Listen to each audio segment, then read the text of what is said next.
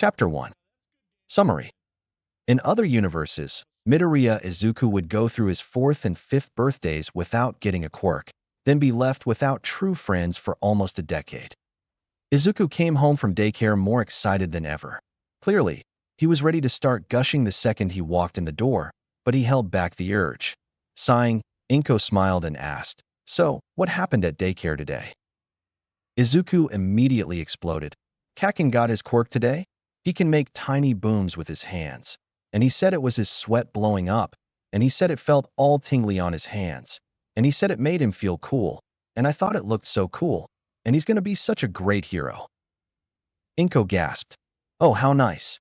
It sounds like he takes after both Mitsuki and Masaru. I bet they're both happy." Izuku bounced up and down on the balls of his feet. Mama, when am I gonna get my quirk? I want a cool quirk like Kaken's." Inko laughed and picked her little boy up. "Well, I'm certain your quirk will be just as cool as his, whenever it does happen to come." Izuku squealed and struck a pose in midair. "Me and Kaken are gonna be the best heroes together." By morning, all of that enthusiasm was completely gone. Inko poked her head into her son's bedroom to find him tossing and turning, feverishly scratching any part of his body he could reach. "Oh, Izuku, are you all right? What's wrong, baby?" "Mama, it itches. Everything's so bright and loud, and I feel tingly all over, and my head hurts really bad, and I don't know what's wrong." Inko quickly rushed to her son's bedside, wincing as she felt how hot his forehead was. "Okay, sweetie, you don't have to go to daycare today. You can stay home and watch All Might, okay?" Izuku whimpered as he rubbed at his leg. "Okay." Inko rushed to the kitchen and grabbed her phone off the counter, quickly dialing the daycare. Come on. Hello, Kiza-san. It's Midoriya Inko. My son woke up this morning really sick, so he won't be coming to daycare today." The attendant hummed, worry evident in her voice. "Oh, poor boy. I'll be sure to let the other kids know if they ask." "Oh, Katsuki's going to be so upset. He was so excited to tell little Izuku what he named his quirk. Honestly, I wouldn't be surprised if Katsuki keeps it a secret until he can see Izuku again." Inko giggled. "Yes, I wouldn't be surprised either. Anyway, thank you for understanding, but I have to go make sure Izuku's all right. Hopefully, I'll have better news later. Talk to you again." She hung up and hurried back to her son's room, pulling back his All Might comforter and gasping when she saw that the sheets were utterly soaked with sweat. "Oh, honey, were you hot all night?" Izuku nodded with another whimper. "It feels so bad, Mama. How do I make it stop?" Inko hummed worriedly. "I don't know, sweetie, I don't know. But I'll call the doctor and ask him about it. Do you think you can eat something?" Izuku nodded weakly. "I'm really hungry." Inko smiled. "Okay, sweetie. Why don't you put on your pajamas and go to the dining room while I make you some breakfast, okay?" Izuku nodded and peeled himself out of his bed, slowly walking over to his dresser. Inko hurried back to the kitchen, yanking a cabinet open and digging through it for a bit, before pulling out a box of almighty oats and setting it on the counter. As she stuck a slice of bread in the toaster, Izuku waddled out in one of his many All Might onesies, still feverishly scratching at his chest and back. She quickly handed him the bowl of cereal and a spoon, before ushering him onto the couch. The toaster dinged, and she pulled a butter knife from the block with her quirk, snagging the butter from the fridge. Checking to make sure the bread was warm and soft how Izuku liked it, she lightly buttered it and hustled the plate to the living room, setting it down on the coffee table. Izuku weakly glanced up at her. "Thanks, Mama. I feel so bad." Inko patted him on the head. "It's okay, sweetie, we'll figure this out.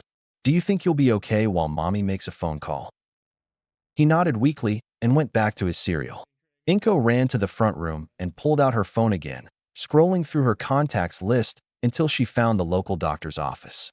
She tapped her foot impatiently as the line rang once, twice, three. "Mizuta-fu Pediatrics, Akaichi Nagar speaking." "Yes, Akaichi-san. Midoriya Inko." "Ah, Midoriya-san. You seem quite worried. Is something wrong with little Izuku?" "Yes, he woke up this morning drenched in sweat and itchy all over. He says everything seems bright and loud, and his head hurts, but he's well enough to eat, and I don't know what's wrong." Okay, please calm down, Midoriya-san. Now, walk me through what he looks like. Inko whimpered and poked her head around the corner, watching her son slowly eat his breakfast. Okay. Um, well, he's got red marks on his cheeks, but I don't know if those are from scratches or if they're a rash. What kind of red marks? Inko frowned. Well, they almost look like flames, but I could be wrong about that. Akaichi-san paused. Flames, you say? Is there anything else? Izuku glanced up at her, and she gave an encouraging smile, only to pause as she noticed something else. Yes, he has light blue marks near his eyes that I think look like lightning bolts. Izuku waved back, and there are darker blue marks on his palms that look like squares. Akaichi-sen hummed. Okay, I think he may not actually be sick. Inko ducked back around the corner. Are you sure? The doctor grunted. Not entirely, but mostly sure. I've heard these kinds of symptoms from my sister, Mizu. She's actually a quirk counselor, and she specializes in early manifestations. Give me a second. There was a beep, and a new voice chimed in. What's the situation? Akaichi-san responded. Midoriya-san's son, Izuku, woke up sweaty, itchy, and overstimulated, but with a healthy-ish appetite and strange colored markings on his body. Red on the cheeks, cyan near the eyes, and blue on the palms. The newcomer whistled. In my experience, that sounds a lot like the development of a sentient quirk. Inko gasped. Really? Akaichi-san's sister hummed. Yep. The overstimulation is because there's a second mind practically speedrunning human development, including the senses. Extra input for sight, hearing, smell, taste, touch, and even temperature.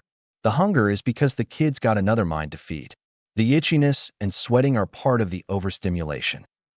Inko hummed. Well, what should I do? Make sure the kid is in a safe place. Give him plenty of food and water, and try to take his mind off his senses. Distract him with something, maybe something he really enjoys. With any luck, your kid's quirk will fully manifest itself in a little bit, after which the symptoms should mostly fade.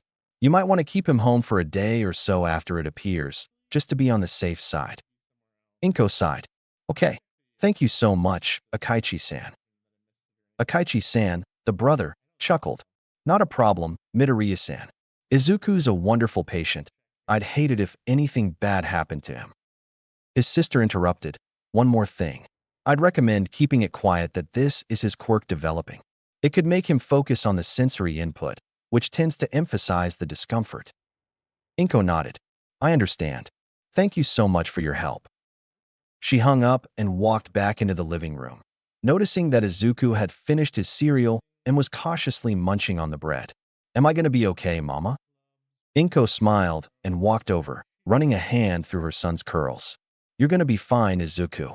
Akaichi-san told me that it should get better if you get some food. Izuku took a big bite of the bread, chewing it before swallowing. Yeah, I noticed that things felt a bit better after I finished the cereal. Can I have some rice and fish? Inko giggled and ruffled his hair. Of course, sweetie. Once breakfast was over, Izuku's condition had improved slightly.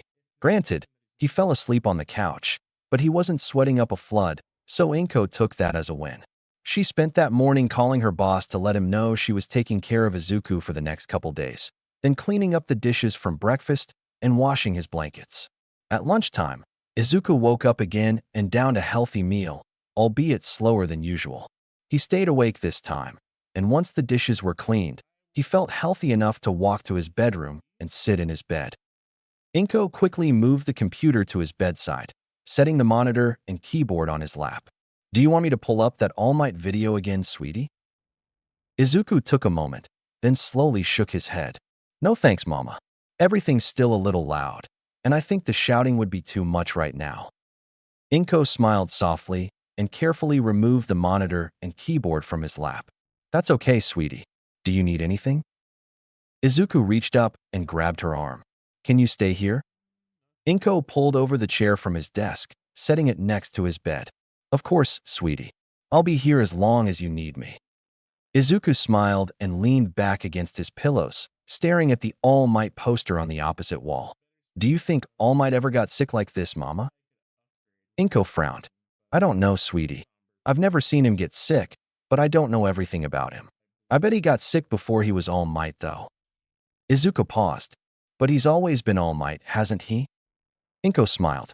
Well, he had to be someone before he could be a hero, didn't he? It's not like he was born throwing smashes and saving people from burning buildings. Izuku giggled. That's true. They sat in silence for a few seconds. Mama, what did the doctor say was wrong with me? Inko paused. Don't worry about that, sweetie. He told me everything that I needed to do to help you feel better, and that's what I'm doing. You're gonna be okay, honey. There was another pause. Izuku. He groaned and grabbed his arms, curling in on himself. It's starting to hurt again, Mama. But I don't feel hungry this time. Okay, sweetie. Do you want me to call the doctor again? Izuku suddenly grabbed her arm. No, don't go. He winced again and clutched at his stomach, curling in on himself further. Inko reached a hand out, only to pause when she noticed that his hair was shifting. The windows were closed. There was no breeze through the apartment, but Izuku's hair was definitely moving. Sweetie? Izuku gasped, and there was a flash of rainbow-colored light. Inko turned away and covered her eyes, blinking as spots clouded her vision. After a few seconds, the light faded, and she lowered her arm. Izuku, are you okay? Her son's curls were now a shimmering, metallic color. She couldn't exactly call it silver. It was almost like a mirror or a prism. Then she heard a warbling sound from above, and she glanced up, gasping. Izuku, look. Her son glanced up and gasped at the 8 tiny squid-like creatures floating above the bed. They all had a large head and 3 tentacles coming from the bottom, but each one had a unique color and minor variations on the base design. The white one had a singular eye and 2 antennae on top. The cyan one had 2 eyes and tentacles shaped like lightning bolts. The red one had 3 eyes in a triangle and a head shaped like a flame. The orange one had 2 eyes stacked vertically, knobs on the ends of its short tentacles, and a conish head. The yellow one had 1 eye and a triangular head with moving stripes. The green one had a single eye, tentacles like the orange one, and a short head. The blue one had 3 eyes in a row, a cubic head, and blocky tentacles. The pink one had a single eye and 5 spikes spaced around its head. She and Izuku blinked. The squids blinked back in unison. Izuku slowly lowered his gaze to his now unblemished body, staring at his hands. I don't feel funny anymore. He glanced up and fingered a lock of his prismatic hair. My hair looks weird. The squids all exchanged glances before the white one floated down to hover in front of Izuku's face. It let out a warbling noise that sounded like gibberish to Inko. What was that? Izuku blinked. You didn't understand it? It asked me if I was a friend. He turned to the squid. Yeah, I'm a friend. Who are you? The squid tilted its head curiously and warbled again. Inko frowned. It still doesn't make sense to me. Izuku hummed. It said that it didn't know, that it wasn't 1 second and then it was the next, or something like that. A smile slowly stretched over Inko's face. Izuku. Yeah, Mama. I think your quirk came in. Akaichi-san was more than willing to see them without an appointment, and even called in his sister to look at Izuku. There had been some confusion getting all the squids into the car, and they'd drawn some weird looks in the waiting room. But Izuku didn't care. He finally had his quirk, and it was sentient. It was like he suddenly had a whole bunch of new friends. They only had to wait a little bit before the nurse at the front desk called them up. Dr. Akaichi will see you now. Mom led him to a room at the back of the doctor's office, and Akaichi-san brightened when he saw Izuku.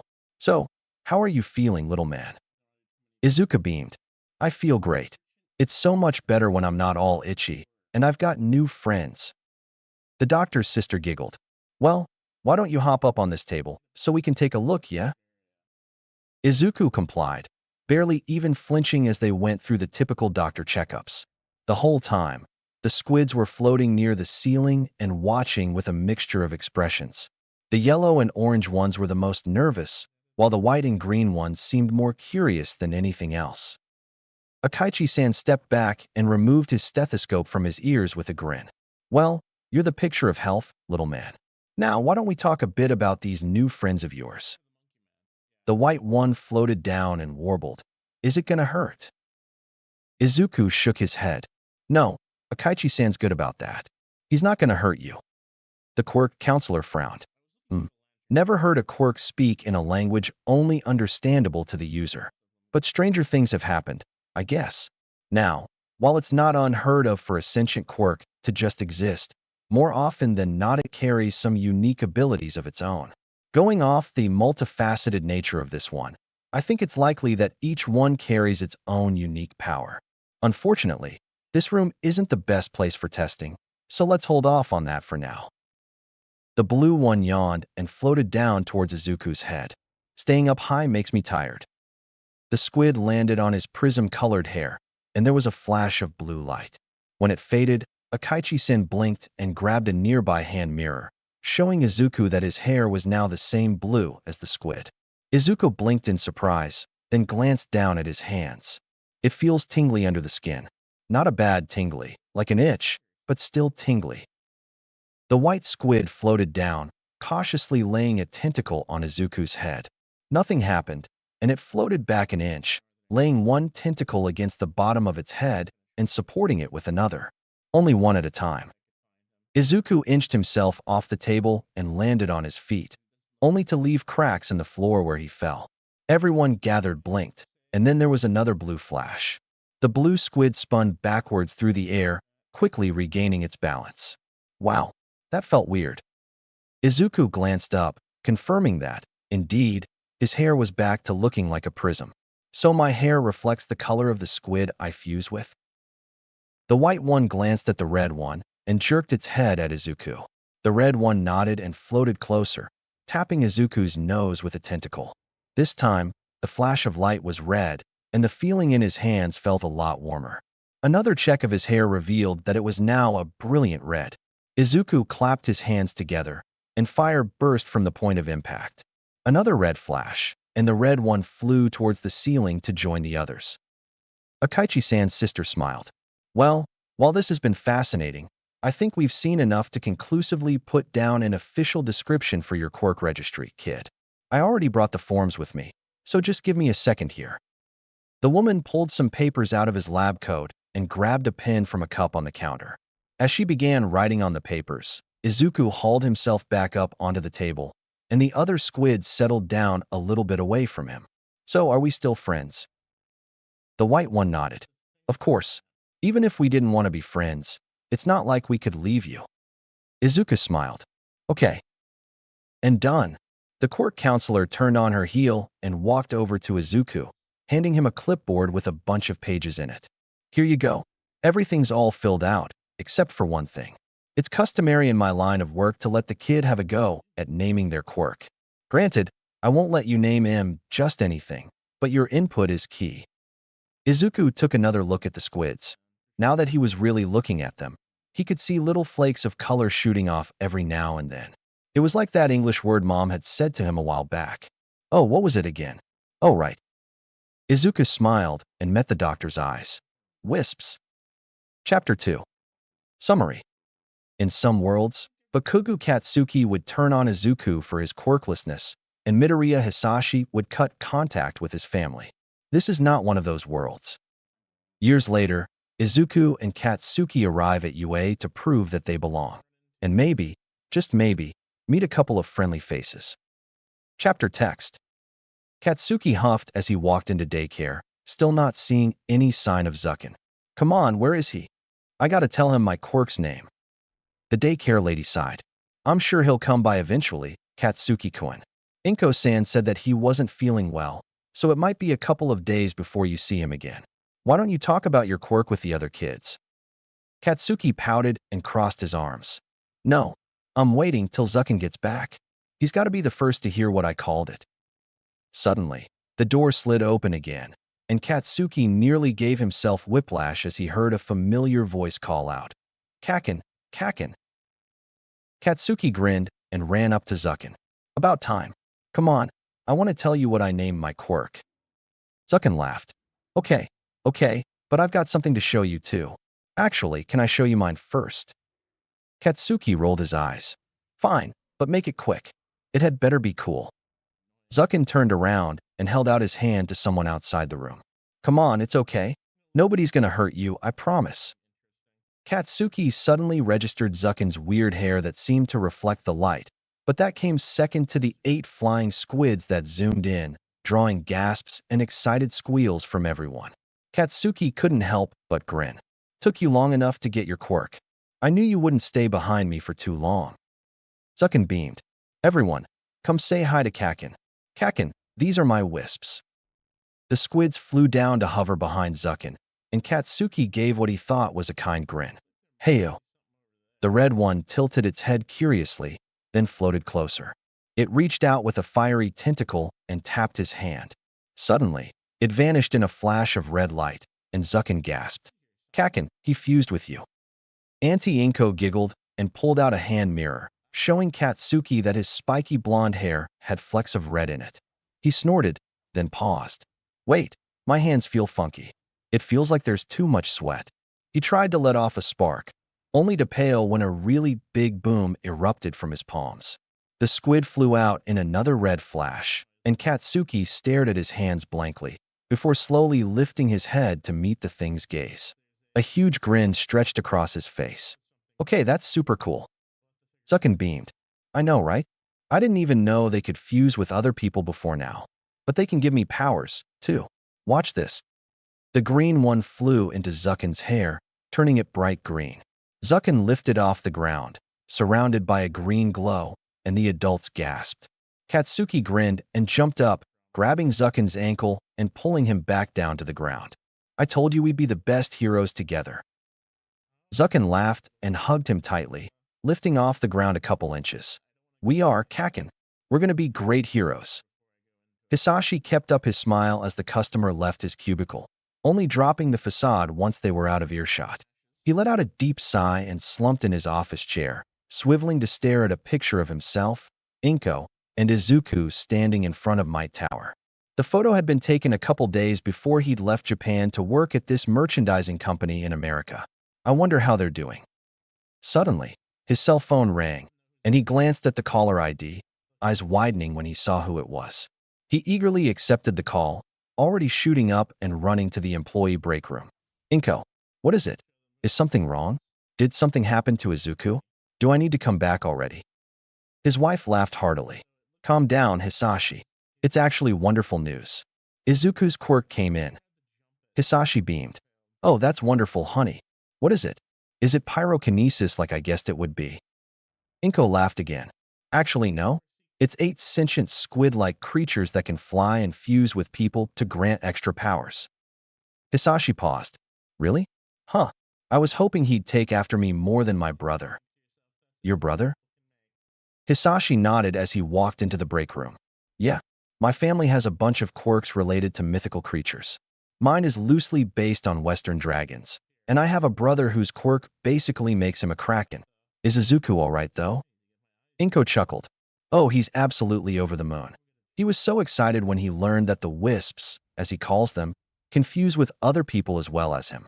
He kept going on and on about how he could make Katsuki an even cooler hero, as he put it. Hisashi chuckled. Yeah, that sounds like Izuku, all right. Phew, and I was worried it was something serious. Still miffed that I missed his quirk manifestation, though. Inko giggled. Oh, it was some story. When it first happened, I thought he had suddenly come down with some rare disease. He was sweaty and itchy all over, and his senses were overstimulated. Thankfully, Akaichi-san has a sister who specializes in early manifestations, and they were able to walk me through everything until the wisps appeared.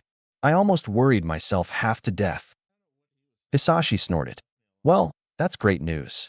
With any luck, I might be able to convince my boss to give me a week off. I'll come see the two of you as soon as I can. I'll hold you to that, Hisashi. 11 years later. Izuku stared up at the massive building ahead of him, the enormity of the situation hitting him like a ton of the bricks underfoot. Wow, hard to believe I'm actually applying to UA. Katsuki scoffed, his bag slung over his shoulder as usual. Believe it, nerd. Now come on, we don't want to be late for the written portion. Izuku nodded and stepped forward, only for his foot to hit a loose brick in the pavement. He tipped over, and green trilled in alarm, shooting out of his bag and keeping him from face-planting. As he regained his balance, he suddenly noticed a girl with her hand extended towards him. She squeaked and pulled her hand back, rubbing at her neck nervously. Oh, sorry. It's just that you looked like you were about to fall, and I thought that'd be an omen of bad luck. Good luck on the exam, I guess. Izuku stared as she ran off. What was that all about? Katsuki shrugged. Beats me. Let's get moving. The written exam passed in a blur, and Izuku quickly found his way to the auditorium for the practical orientation. After finding his assigned seat, he unzipped his bag and let the wisps out, the critters zooming through the air around him. He was certain he was drawing quite a few stares, but he ignored them, up until the point someone started shouting at him. Excuse me. Izuku glanced up at the blue-haired student chopping his arm. Can I help you? It is extremely rude to allow your pets to cause this disturbance. Please corral them so that the others may focus on the task ahead. Izuku raised an eyebrow. Would you prefer if they were doing this during the orientation? The other teen paused. You raise a fair point. Izuku nodded. I'm letting them get their energy out now so that they aren't pinned up while we're supposed to be receiving directions. It's hard for them to sit still for very long. The written exam was already pushing it. Oh, and for the record, they're my quirk, not my pets.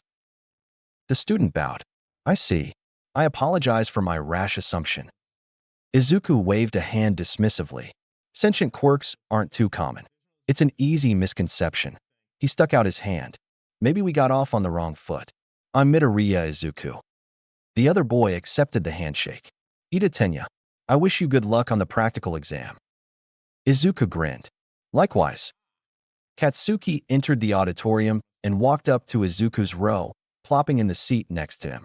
If I'd known the exam was going to be that fucking weird, I would have studied harder. Izuku patted the blonde on the back. Don't sweat it. The lights dimmed, and the wisps reconvened in Izuku's bag. Spotlights shone on the podium, revealing Present Mike in all his banana-haired glory. Everybody say HEY. Dead silence. What a refined response. In any case, welcome to the debriefing for the Hero Course Practical Examination. Your task is to face down hordes of robotic villains swarming through the city. If you'll take a look at your applicant IDs, you'll see your assigned battle center.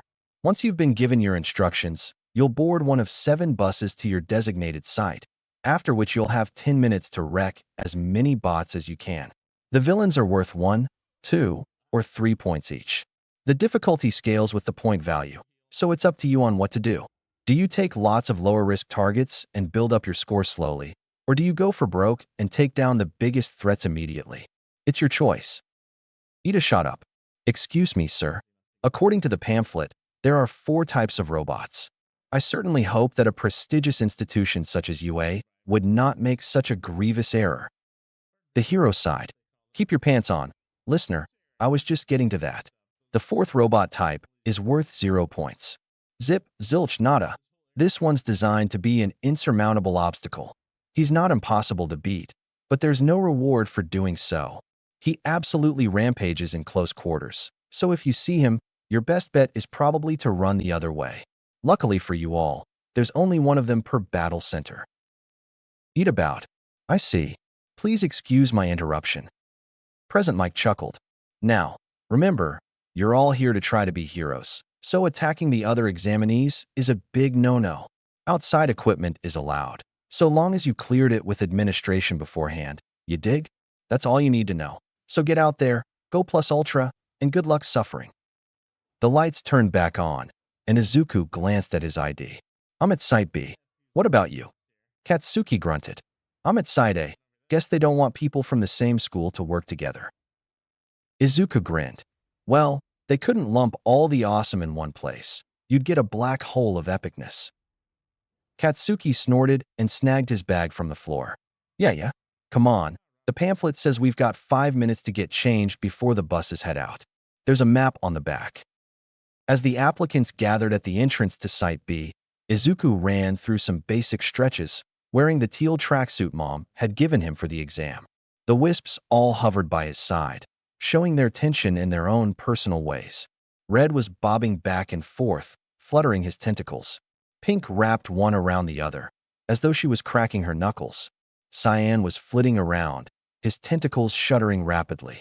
Green was glancing back and forth nervously, her nubs wiggling. Orange was bouncing up and down in midair, her anxiety obvious from her expression.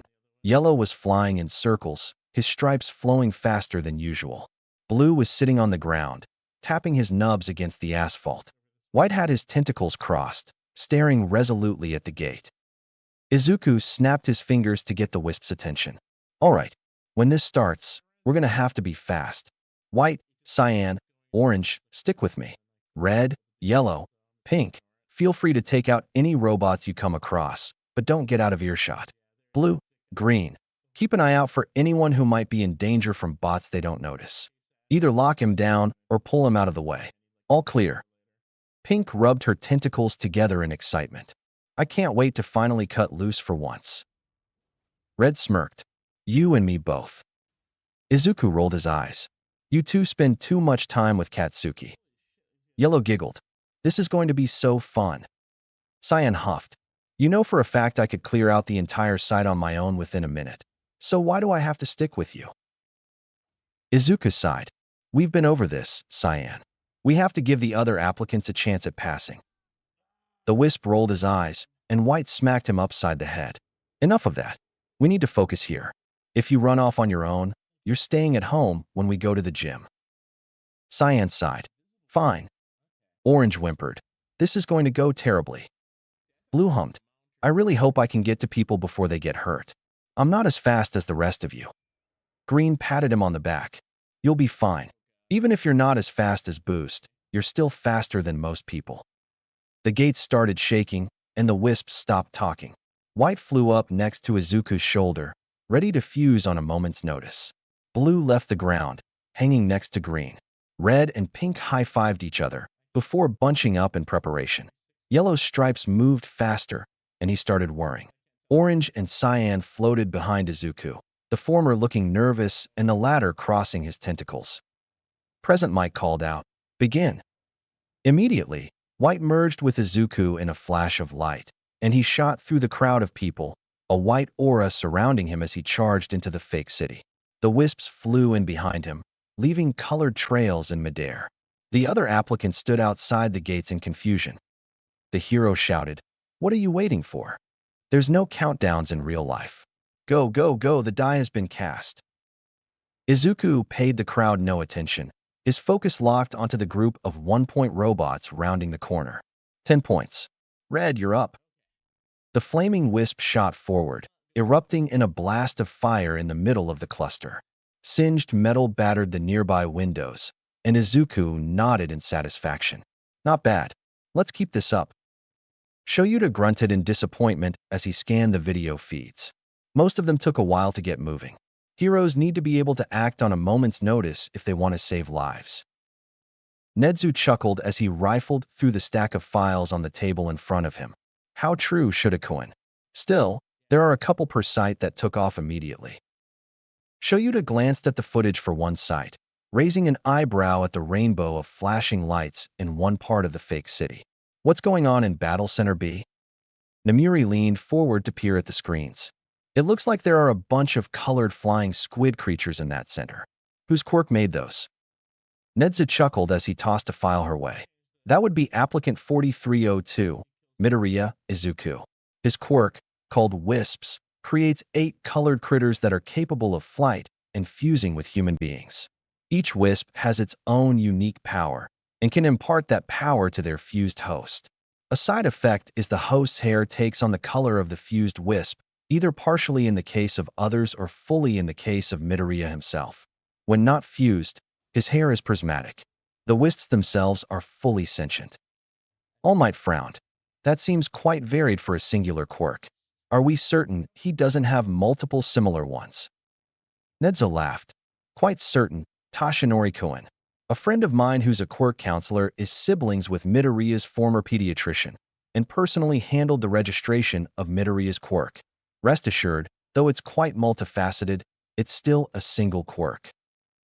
Shoyuta frowned, watching the green wisp fuse with an applicant and lift them into the air, just as a 2-pointer erupted from the ground and sprayed fire where they had just been standing. I take it we're giving Midoriya any villain or rescue points earned by the wisps? Nedza hummed. At a 1-to-1 ratio, he'd handily dominate the leaderboard with all those points. No, I think we'll assign half points to the Wisp's actions and full value to Midoriya's. Vlad grunted. I guess that's fair. He's still getting a lot of points, though.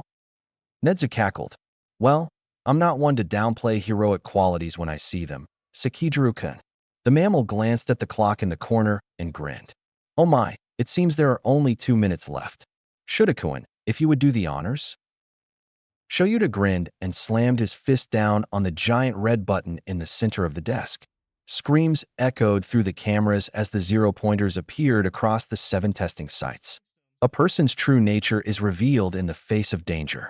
Let's see what you do against overwhelming odds. Izuku swore under his breath and snapped his fingers. White switched out for orange, and Izuku crouched, before launching himself sky-high and swinging himself onto a rooftop. He cast his gaze out over the fake city, eyes locking onto a rising cloud of dust a few blocks away.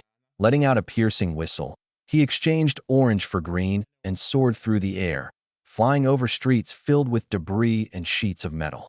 He sucked in a shocked breath when he saw the massive zero-pointer grab onto the edge of a nearby roof, crushing the concrete in its enormous grip. Rampages in close quarters, my ass. Everywhere is close quarters for something that big. He scanned the street below, grunting as he noticed all the other examinees were running away from the giant robot. Suddenly, a cry of pain reached his ears, and he locked his gaze onto the girl from the front gate, her leg pinned underneath a chunk of concrete. He jumped off the building and shouted, "Blue!"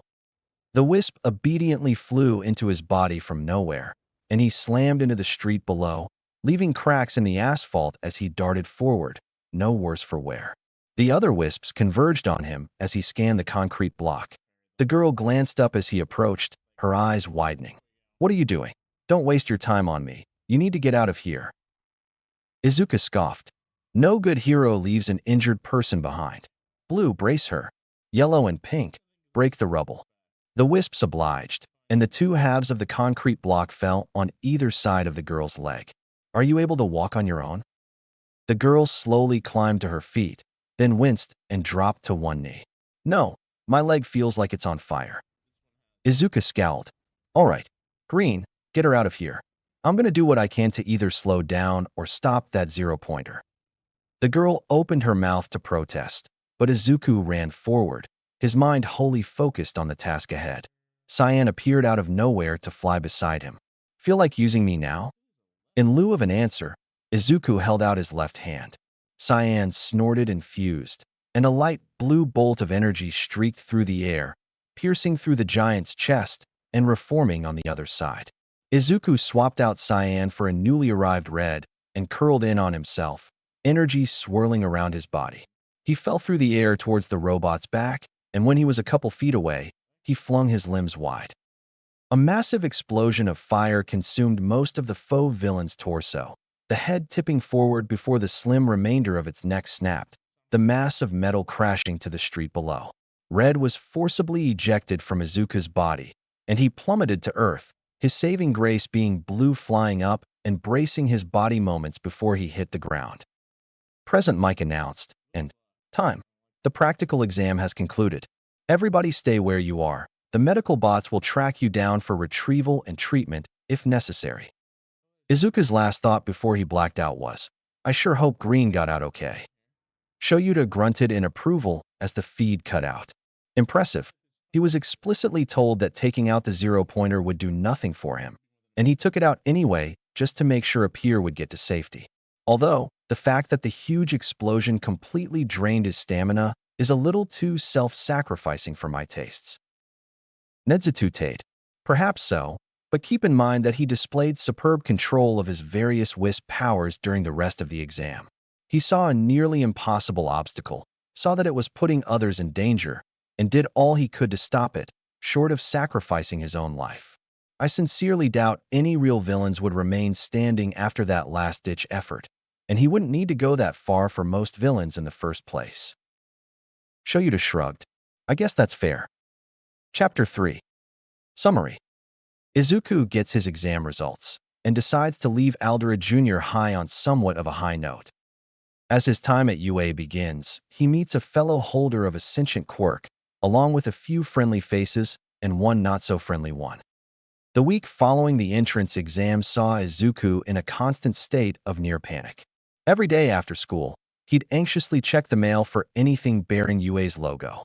Orange was anxious, blue kept fretting, even white was more nervous than usual. And while the others seemed unaffected, Izuku knew that they were all harboring doubts of their own. One of the side effects of having a sentient quirk, you knew exactly how it felt all the time. Come Friday afternoon, Orange nearly shot a hole through the roof upon spotting a letter bearing a wax seal of UA's emblem. It was a very near thing. Only White's quick reflexes saved Mom from having to make an emergency payment to the landlord. After setting his backpack down in his bedroom, Izuku hurried to the living room and took the envelope in hand, sitting on the couch with Mom beside him and the wisps hovering over his shoulders. After a few seconds, Mom said, "It's not going to get any worse if you wait, sweetie." Izuku nodded and swallowed, before popping the wax seal and sliding a tiny metal disc out of the envelope, setting it on the coffee table.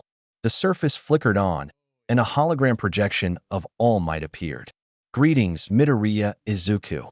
I am here to deliver your exam results." Izuku blinked. "This is from UA, right? Why is it All Might?" Mom shrugged. The projection continued. "In any case, you did remarkably well on the written exam, placing in the 95th percentile of this year's applicants. Furthermore, you made quite the impressive showing during the practical. Sadly, you only earned half credit for the actions of your little friends, but rest assured, you still put on a wonderful show. You earned a sum total of 50 villain points. On its own, already in the top scores of the entrance exam. But that's not all. UA is, after all, a hero school, and we'd be a poor one if we didn't reward heroic behavior, wouldn't we?" The video cut to a montage of footage clips from Izuku's testing center, showing various instances of him or his wisps saving someone. "For your heroic actions during the practical exam, you have been awarded an additional 50 rescue points. Congratulations, Midoriya Izuku. You've earned the top score in the entrance exam and have been accepted to UA High School's heroics course. This is your Hero Academia." The projection shut off, and the apartment was silent for about 2 short seconds. Then Mom squealed happily, and the wisps started cheering and flying circles under the ceiling. "You did it, Izuku. You got in." Izuku hugged Mom tightly, tears streaming down his cheeks. "I did it. I'm gonna be a hero, Mom." Katsuki, of course, was even more smug than usual. The Monday after the results came, their homeroom teacher had asked if they'd gotten their scores back. Katsuki had immediately launched into a dramatic retelling of his exploits during the exam, and Izuku had to admit what he heard sounded impressive. The blonde finished by saying, "And apparently, helping out the other applicants got you some bonus points, so I ended with a total of 90 points." The teacher beamed. "That's amazing, Bakuga-kun. I'm certain nobody else's score came even close to beating yours." Katsuki snorted. "Nah, I only got second. Take a guess who got first." The other students started muttering amongst themselves, and the teacher frowned. "Well, who could be so powerful as to top your own score?" Izuku coughed into his fist and rubbed it against his shirt with a smug expression. "Gee, I dunno. Maybe the guy who's basically 9 people in one? Just a thought." There was a pause, and then everyone started laughing. The teacher chuckled. "Good one, Midoriya. Come on, you can't possibly think we'll believe you got more than a few points. Sure, you may have squeaked by just enough to pass, but there's no way you took the top spot." Izuku sent Katsuki a quick glance, and the blonde scoffed, but closed his fist on the sparks in his hand regardless. The bell rang, and the others composed themselves, though a few smug grins and quiet chuckles were sent Izuku's way. Pink bristled, but thankfully White cut that off at the pass. Izuku nodded his thanks to the wisp and focused his attention to the front as the math teacher walked in for the first period of the day. "Just a little while longer until I can get out of here." When the last bell of the day rang, Izuku was the first out the door. He grabbed his bag from his locker and headed straight for the front gate, quickly heading down the sidewalk towards his apartment. Naturally, Katsuki was quick to catch up, stuffing his hands in his pockets as the two walked down the street. "I still don't get why you always hold back with those extras. You and I both know your wisps are way more badass than you let on, so why keep up the pretense?" Izuku sighed. The place just leaves a bad taste in my mouth. All the teachers see you as this great hero and leave me in the background like I'm just a random no-name sidekick. If they're not going to treat me like I'm worth the time of day, then they don't deserve my full effort. They always do a quirk party on the last day of school, and that's when I'm going to leave this place with a bang. Katsuki smirked. Devious. I like it. Can't wait to see the looks on their faces when they realize you've been a badass this whole time. 2 weeks later, Aldera was, once again, throwing a party for its third-year students on the last day of school. Officially, it was the standard no classes, permanent free period that most schools had, but in reality, it was an excuse for the older students to be even rowdier with their quirks. Sure, they technically had free reign all year, but the last day was when the restrictions were even more relaxed than usual. Most of Izuku's homeroom spent the morning tearing up old homework, disorganizing any shelves they found, and overall acting like a bunch of 5-year-olds. At one point, Izuku had to excuse himself to the front gate, fusing with blue and implanting himself in the dirt off to one side to keep himself from going off. And judging by Katsuki's twitchy fingers, the blonde was in the same boat. Come lunchtime, the cafeteria was even more of a mess than usual, their class throwing food, overturning tables, and generally being chaotic. Izuku couldn't help but groan and offer the line worker a part of his lunch as compensation. She declined, but thanked him for offering. As the day drew to a close, their class eventually congregated in their destroyed homeroom, having already used up most of their energy earlier. Izuku and Katsuki were the last to enter the room, and the former shook his head with a grin as he looked over the rows of exhausted students. Sheesh, no wonder none of you passed the entrance exam. If you couldn't last this long in a celebration, there's no way you could last 10 minutes in a life-or-death situation. Yubi, a kid who could extend his fingers, groaned. Lay off, Midoriya. It's not like you're much better. You just couldn't get to anything before we did.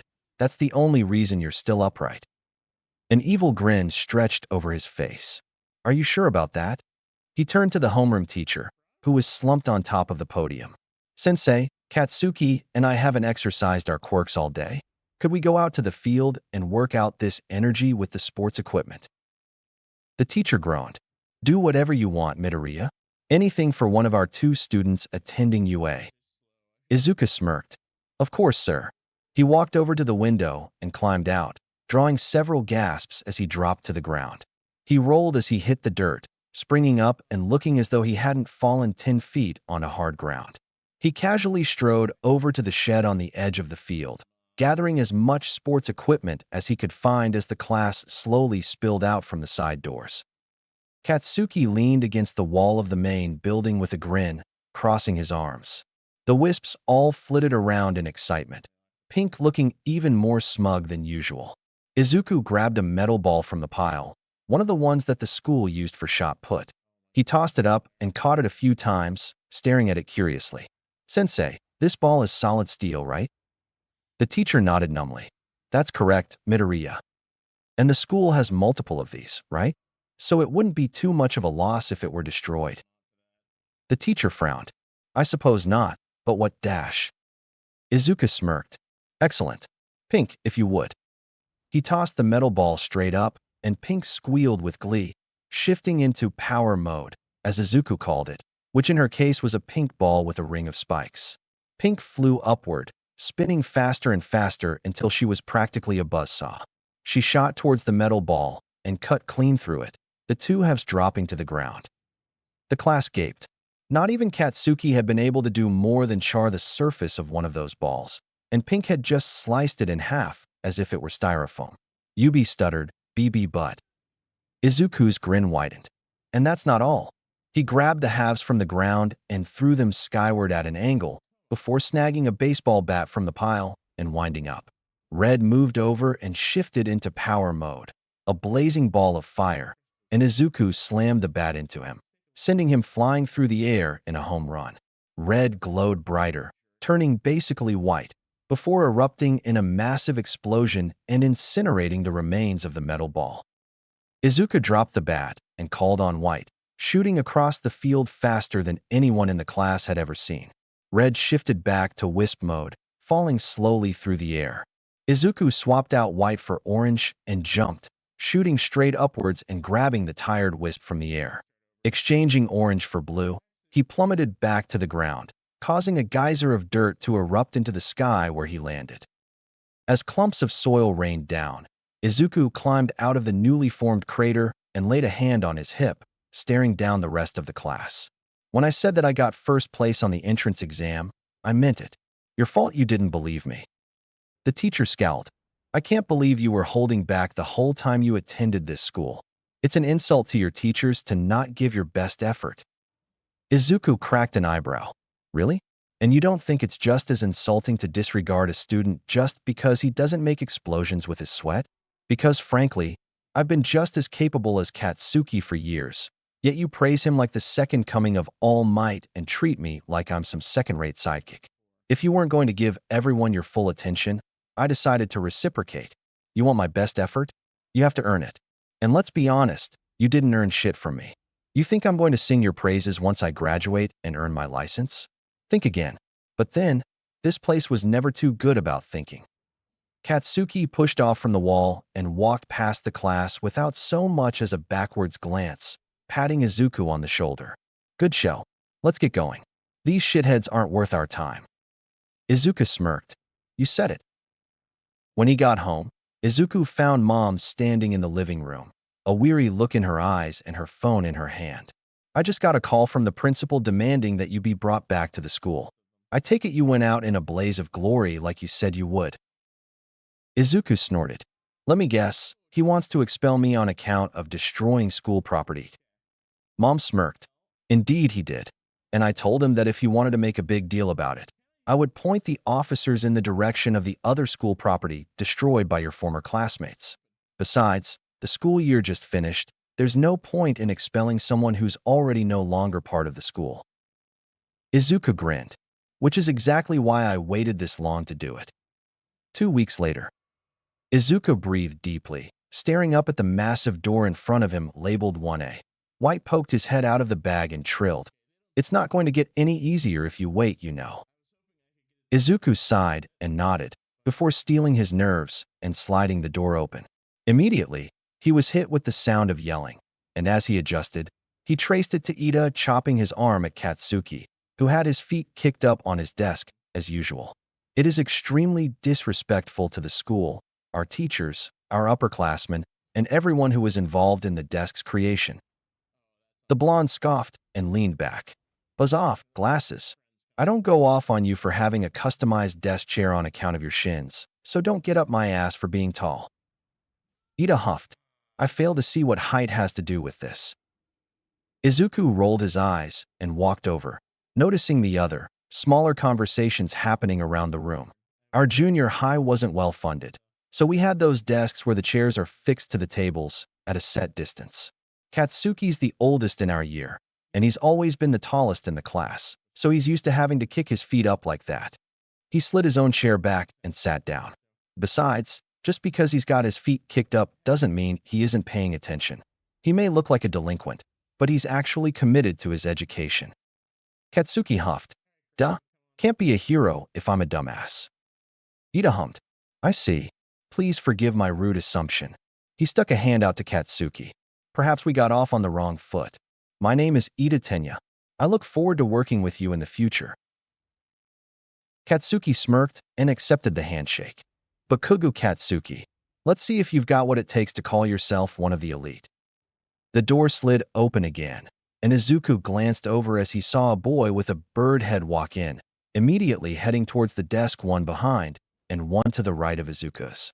As the other boy set his bag down on the floor, the two of them locked eyes, and something seemed to click. The newcomer glanced down at Izuku's bag before raising his gaze. You as well. Izuku nodded. Yep. At the very least, they're more mature than my former classmates. The newcomer walked up and extended a hand. Tokoyami Fumikage, Eminence of Shadow. Izuku smirked and accepted the handshake. Midoriya Izuku, Scion of the Visible Spectrum. Tokoyami chuckled. A bold claim. Izuku raised an eyebrow with a grin. No more bold than your own. Tokoyami shrugged. Fair enough. Suddenly, a voice groaned. If you're only here to socialize, get out. Being a hero isn't something you can take lightly. All attention was drawn towards the door, then down at the floor to the bright yellow sleeping bag laying there. Katsuki muttered under his breath, "The fuck is that?" The sleeping bag stood upright and fell to reveal a man dressed in a black jumpsuit with a gray scarf around his shoulders. "My name is Izawa Shoyuta. I'll be your homeroom teacher for this year." He reached into the sleeping bag and pulled out a gym uniform. "You'll each find a copy of this in your designated gym locker. Get changed and get out to the PE field. Time is limited, so get moving." The man turned on his heel and walked out, leaving the class in stunned silence. Izuku glanced down at his bag and caught White's gaze, staring for a bit before shrugging. He headed for the door, and the wisps flew out of his bag to follow him, eliciting a fair few squeals from the girls and a shocked hum from Tokoyami. They'd be seen eventually. Might as well get the reactions out of the way. Aizawa-sensei didn't seem to react when Izuku walked onto the field, flanked by his 8 wisps. He merely checked his watch and grunted in what seemed to be approval. 3 minutes. Not bad. Most kids usually take at least 5 to get out here. Izuku shrugged. Can't be saving lives if you're stuck in the locker room, changing into your uniform. The man snorted. True enough. He glanced at where Orange was bouncing up and down nervously, before raising an eyebrow at Izuku. Something wrong with them? Izuku sighed. Each wisp reflects a part of my personality. Orange is my anxiety, so she's almost always stressed. She tends to settle down once things get moving, though. Aizawa-sensei grunted. All right then. The girl with her black hair in a ponytail glanced at Ida, who shrugged. The other student that was already out on the field, the one with split red and white hair, said nothing, resolutely staring at the teacher and ignoring everyone else. Katsuki showed up at the 4-minute mark, which earned him a nod of approval from Aizawa-sensei. Tokoyami trudged out after about 6 minutes, the brown-haired girl at around 7, and most of the others between 8 and 9 minutes. The midget swaggered onto the field right before the 10-minute mark, eliciting a disappointed grunt from the hero. Once everyone was gathered, he stuck his hands in his pockets and shook his head in disapproval. Most of you took almost 10 minutes to get changed and get here. If you stick around, I expect you to cut that time down to 5 minutes at most. In any case, today we're holding a quirk apprehension test. The girl from the entrance exam raised her hand cautiously. Sir? What about orientation? The man grunted. Heroes don't have time for such frivolities. We only have 3 years with all of you, so we need to make use of every second. Now, I'm sure you're all familiar with the 8 standard fitness tests, the ball throw, the seated toe touch, the 50-meter dash, and so on. While the public schools force you to do them quirkless, we here at UA believe in hitting the ground running. Izuku caught the ball tossed his way. Midoriya, you got the top score on the entrance exam, right? What was your record for the ball throw in junior high? Izuku hummed. About 65 meters. Stand in the circle and throw that as hard as you can. Only this time, you're allowed to use your quirk. Normally, I'd say anything goes, but you're a special case, so there's an added caveat that you have to be the last one to touch it before it hits the ground.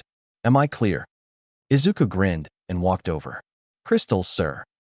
He took his place in the circle and held the ball close to his chest, breathing deeply. With barely a thought, Red flew over and merged in a flash of red light, and the others gasped at his now brilliant red hair. Izuku drew back his arm, red energy gathering around his chest.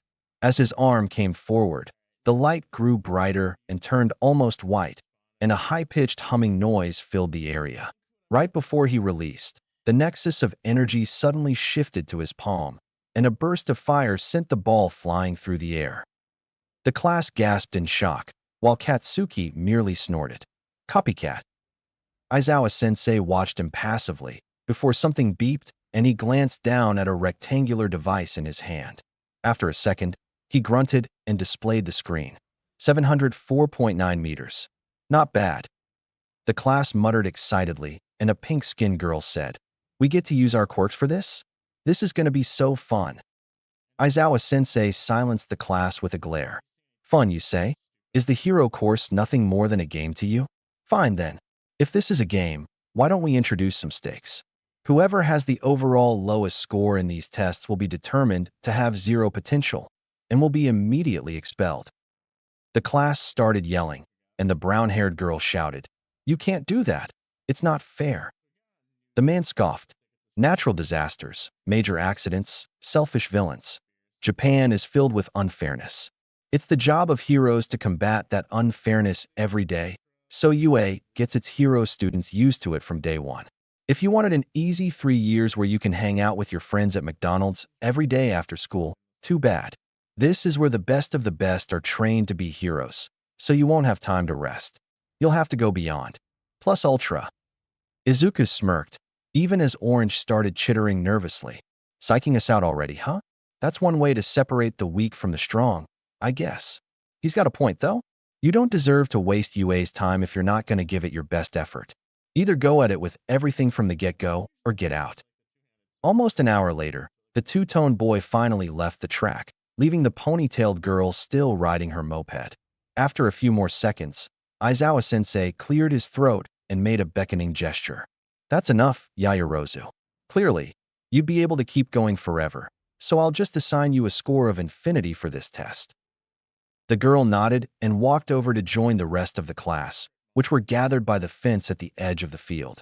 The wisps were all resting on the ground at Izuku's feet, most having been put to use in the other tests. Red, of course, had been exhausted since the ball throw.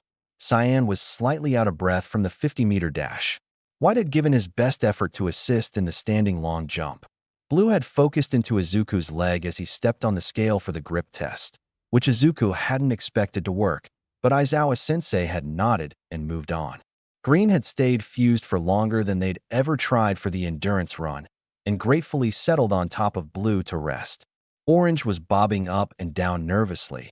Yellow was trying to assuage his fellow wisp, and Pink was laying against the fence with her tentacles crossed. Aizawa-sensei scanned the class before grunting. Well, I can't complain too much. While nobody had a perfect score, you all excelled in at least one of the tests, and none of you were slacking off. As for the rankings, he hit a button on his device, displaying a holographic 10x2 table that faced the cluster of students. In first place was the Yaoyorozu girl, who had created something to assist her in every test. Second place went to Todoroki Shudo, the boy with split hair and a masterful command of ice. Katsuki was in third, which elicited a triumphant grin and a fist pump from the blonde. Izuku was in fourth, Ida was in fifth, and Tokoyami came in sixth. The brown-haired girl from the entrance exam, Yurariko Ochako, came in 11th, and 20th went to the midget, Mineta Minoru. Mineta immediately dropped to his knees and wailed at the sky. No, it can't be. Forgive me, hot babes, I've failed you. Aizawa-sensei blinked. Oh, by the way, nobody is expelled. Dead silence. The man grinned. It was a logical ruse, designed to back you into a corner and draw out your best effort. The class devolved into shocked yelling, and Yaoyorozu sighed. In hindsight, I thought it was obvious. Should I have said something? Pink scoffed, glaring at the hero. Bullshit. I heard it in his tone. He was totally going to expel someone. I bet he didn't because we all put effort into the tests. Izuku was about to respond, only for Tokoyami to hum in agreement. Indeed, perhaps we have impressed him enough to postpone his threat, but we do not know how much time we have bought. Izuku blinked, ignoring Mineta's relieved sobbing. You understood what she said? Tokoyami blinked back. Of course. Did she not speak in Japanese? Katsuki hummed. Nope. Maybe it's a thing with sentient quirks. A shadowy bird suddenly emerged from Tokoyami's stomach, smacking a fist into its palm. That makes sense. Wonder why I can speak normally while your wisps can't. Maybe it's a biology thing? I've got vocal cords, but they don't even have mouths. Which makes me wonder how they make noises at all, but whatever. Izuku and White exchanged glances, then shrugged in unison. Questions for later. So what's your name? The shadow grinned. Call me Dark Shadow. Gotta say, it's cool how you've got 8 friends when most people like Fumi only have 1. Izuku nodded. I'm fully aware that I hit the genetic jackpot. Tokoyami hummed. Dark Shadow and I are day and night in terms of behavior, and many sentient quirks are similar. What are the natures of your own companions? Well, they're all reflections of my major personality traits, though they are fully developed and separate minds. In essence, they're clones of me, with each emphasizing an aspect of my personality. Chapter 4. Summary. As classes begin, a well-known face makes a sudden appearance. Time to really start working towards being heroes. Like in junior high, the day after orientation was the first official day of classes, and the periods were just spent introducing the teachers and the syllabi for their courses. First period, right after homeroom, was English with present Mike, otherwise known as Yamada Hizashi. Second period was algebra with ectoplasm. Third period featured Midnight, aka Kiyama Namuri, teaching modern hero art history. Fourth period was cultural studies with Snipe. Following that was an hour for lunch. The cafeteria was already in full swing, and Lunch Rush was cooking up a storm behind the counter. Izuku accepted his tray and headed for the area of tables where he could already spot some of his classmates. He took his seat next to Katsuki, who had already claimed an empty table. They started digging in, only briefly glancing up to acknowledge Tokoyami, Uraraka, and Ida as the other three joined them. After a few minutes of silent eating, Uraraka wiped at her mouth with a napkin and set down her chopsticks, before turning to Izuku with a grin. "Hey, I don't think I ever got the chance to thank you for saving me during the entrance exam. I wanted to stick around until you woke up, but Recovery Girl chased me out of the infirmary." Izuku shrugged. "Wasn't anything special. Just did what a hero is supposed to do." Ida sat up straighter. "Maybe so, but you chose to set aside a chance at more villain points to help someone in need, a choice not shared by anyone else in our exam site. In fact, I was already there and in a prime position to assist, and yet I chose to escape to obtain more points." Izuku grunted. "Whatever. What's done is done." Tokoyami chuckled. "Indeed." Dark Shadow peeked out from under the table and slowly reached a hand towards Tokoyami's udon. At the last second, the teen sharply poked her arm with his chopsticks. She giggled and retreated under the table. "Just keeping you on your toes, Fumi." Tokoyami sighed and glanced up at where the wisps were flying around the rafters. "To be honest, I envy you, Midoriya. Your companions are much more well-behaved than my own." Izuku chuckled. "Well, they can't hide like Dark Shadow can. At least, not all at the same time. So they've had to be better behaved in order to not get in trouble. Plus, White helps keep him in line. Since he reflects my logical side, he usually takes charge." Uraraka blinked. "He reflects your logical side? Huh." Katsuki grunted. Each wisp reflects a major aspect of Izuku's personality. White's logic, red's determination, pink's rashness, orange's anxiety, yellow's excitement, green's empathy, blue's caution, cyan's pride. They're all full personalities, but they lean heavily into the aspect that they reflect. "Got it." Uraraka nodded. "Gotcha. So what do they all do? I know that blue is, like, weight, and green is flight, but what about the others?" Izuku grinned and snagged another bite of rice from his bowl. "That's for me to know and you to maybe find out." Uraraka pouted, and he laughed, then sobered up. "But seriously, I make it a policy to not share what they can do unless I've really gotten to know someone. Call it paranoia, but I think it's stupid to announce your capabilities to someone you've only barely met." Ida nodded. "A fair point. Of course, that becomes easier when your capabilities are less obvious from your appearance. In my experience, people can quite easily determine the abilities of a mutation quirk." Katsuki grunted. "True. Granted, some mutants have powers that aren't immediately obvious, but more often than not, they wear their powers on their sleeve, literally." Uraraka hummed. "Ida, the way you talk. Are you a rich kid?" Ida balked, nearly spitting out his orange juice. Uraraka patted his back a couple times as he recovered. "My apologies, I wasn't expecting such a question. While I don't like to make a big deal out of it, I am indeed from a rich background. Are you familiar with the turbo hero, Ingenium?" Izuku brightened. "Head of the largest team agency in Japan? How could I not know of him? He's the best team-based hero in all of Tokyo." Ida beamed. "I'm glad to hear that you think so. You see, Ingenium is my older brother." Katsuki smirked. "Makes sense. He has engines in his arms. You have M in your legs. The family resemblance is kinda obvious." Uraraka chuckled, but glanced down gloomily at her ramen. "Must be nice to not worry about money." The others exchanged glances. Izuku hummed. Budget issues. She sighed. Yeah, Ma and Pa run a construction company in Mie, but business hasn't been great recently, so money's been tight. Pile on UA tuition and the rent for my apartment in Mizutofu, and we're just barely scraping by. She picked at her noodles with a sullen expression, and Katsuki grunted. That sucks. So, what? You're gonna be a hero for the paycheck so you can help him out. Uraraka chuckled wearily. Let me guess, you're gonna tell me that's selfish, and I should do it for the joy of helping people. Katsuki scoffed. I wasn't gonna say that. Just gonna point out that it's gonna take a hell of a lot of time and effort to start making big bucks. Most fresh heroes barely earn enough for themselves, since they aren't well known yet.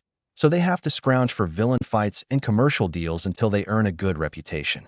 I remember the hag once told me about how she'd nearly gone homeless until she snagged a short contract with Dragwar that put her on the radar. Uraraka sighed. I know it's going to be a long time until I can really help, and it's going to be even harder for me because I'm a girl. But I'm not giving up until they don't have to worry about going hungry. Katsuki grinned. Atta girl. That's the spirit. After lunch ended, they reconvened in the classroom. Fifth period would be modern literature, led by Cementas. After that, sixth period was health class, which was led intermittently by Recovery Girl and Hound Dog. The bell rang after sixth period ended, and Aizawa-sensei stood up as Hound Dog and Recovery Girl left, walking up to the podium. Now, as Hero Course students, you'll have a seventh period at the end of the day for your heroics classes. You'll have both Hero Informatics, which covers the more theoretical aspects of hero work, and Foundational Heroics, which naturally is the physical side. I'll be in charge of your Hero Informatics lessons, much like how Vlad King covers it for 1B. Foundational Heroics, on the other hand, will be covered by the school's newest hire. Rumbling echoed from the hallway, growing steadily louder. The class exchanged concerned glances, wondering if the school was under attack, when Jairu's eyes suddenly widened. No way. Booming laughter sounded from the hallway, and the door slammed open. I am. All Might leaned in through the doorway at a 45-degree angle, coming in through the door like a normal person. The class started chittering in excitement, and Yellow started flying circles around Izuku's head, squealing with glee. Ah, it's his Silver Age costume. That's so cool. I can't believe we get to learn from him. White rolled his eye. Down, boy. All Might strutted to the podium, grinning the whole way. Indeed, I'll be your teacher for Foundational Heroics. This class focuses on the basics of practical hero work, and making sure you've got the skills you need to succeed out in the field. Kaminari clenched his fists in excitement. This is going to be so cool. All Might stuck a finger up. Now, as Aizawa-kun said yesterday, we don't have any time to waste, so let's kick things off. Today, you'll be learning about one of the most common aspects of hero work, combat. Kirishima grinned and slammed a fist into his palm. This is what I've been waiting for. However, you can't perform hero work in your gym uniforms. No, no, no. You'll need these. He pointed to the wall opposite the door, and the 4 darker stripes suddenly extended outwards, revealing tall shelves embedded in the wall. Each shelf held a briefcase marked with a neon green number, with 5 shells per stripe. You each submitted request forms for costumes before the school year started, and our lovely support department has delivered. Now, get changed and head to ground beta. It spoke to their enthusiasm how nobody had stopped to make conversation or comments in the locker rooms. They had all changed and headed to the assigned training ground in about 3 minutes, tops. Izuku couldn't help but grin as they walked out of the entrance tunnel together, light beaming down from the sky and reflecting off their clothes. All Might nodded with a grin. They say the clothes make the man, ladies and gentlemen. Though in this case, I'd say the clothes make the hero.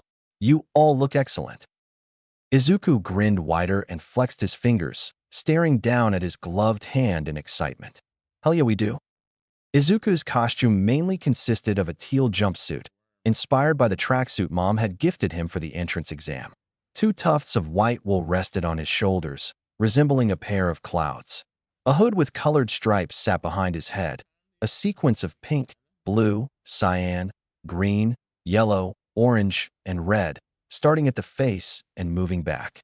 Silver stripes made of reflective material stretched across his shoulders and down his arms, sides, and legs. A silvery belt held 8 blue rectangular pouches, plus a cyan buckle shaped like a lightning bolt. His hands bore light, gray fingerless gloves with pink rings around his knuckles, red flame symbols on his palms, and yellow stripes around his wrists. He wore teal boots on his feet with white toes, green soles, and orange laces. Glancing around, Izuku grinned at his classmates' costumes. There was a wide variety within the class, some leaning more towards function while others had more emphasis on form. Ida looked a lot like Ingenium, but that was to be expected. Aoyama wore a suit of shining armor, which reflected the sunlight in practically every direction. Jairu and Kaminari looked more ready to head to the mall than save lives. Todoroki had coated his entire side in a layer of something that looked like ice, but was evidently flexible enough to let him walk. Katsuki looked exactly how the two of them had designed his costume when they were kids, though he was missing the grenade gauntlets. Uraraka wobbled nervously as she slowly walked over to Izuku. "Gee, Izuku, you look really nice. I like how you did something for all your wisps." Izuku hummed. "Are you okay? You seem like you're having trouble walking, Uraraka." She sighed. "It's these heels. I never asked for them on the paperwork, and I've never worn heels before, so it's kinda hard walking in them, but I'm sure I'll get used to them." Yaoyorozu looked like she was about to say something, but All Might boomed.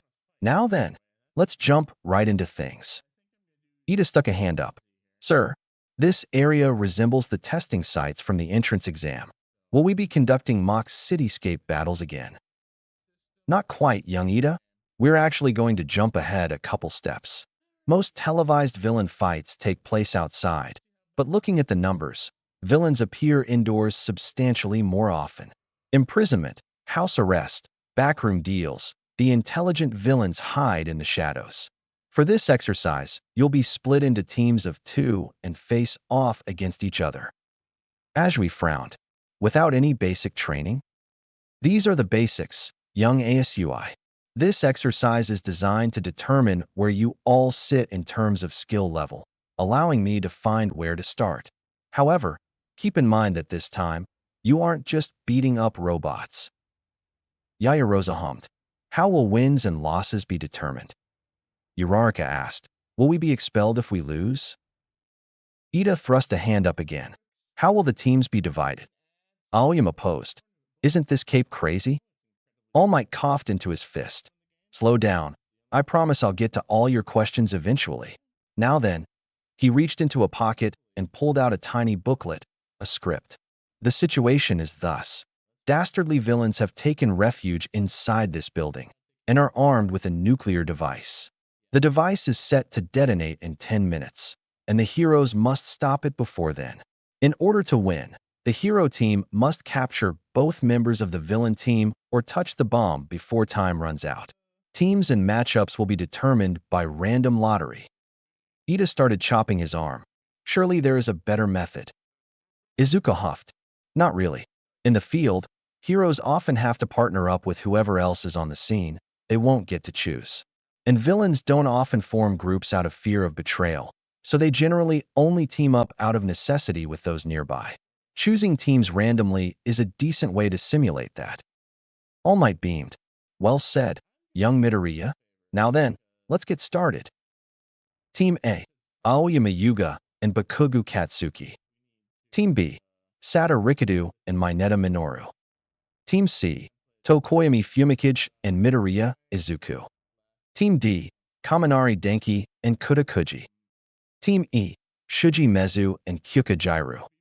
Team F, Shiro Hanta and Hagakure Toru. Team G, Ida Tenya and Yaoyorozu Momo. Team H, Ashido Mina and Todoroki Shudo. Team I, Ajui Itsu and Kirishima Ijiru. Team J, Uraraka Ochako and Ojiro Mashireo. Once all the teams were assembled, All Might pulled out 2 boxes, one white-labeled hero and one black-labeled villain. "Now let's see who will face who for the first match." He ruffled around for a couple seconds before pulling out a white ball marked with a B and a black ball marked with an F. Team B as the heroes will face Team FAS the villains. Zero and Sata met each other's gazes evenly, while Mineta grinned and started rubbing his hands together, staring in Hagakure's direction. The invisible girl crossed her arms, evident from the movements of her gloves, and shuffled herself behind her taller partner.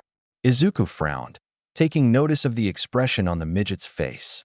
He leaned close to Cyan and muttered, "If he does something I don't like, go get Aizawa. You know how to write in kanji, right?" Cyan huffed. "Of course." All Might boomed. "The villain team will get 5 minutes to hide the bomb and make preparations.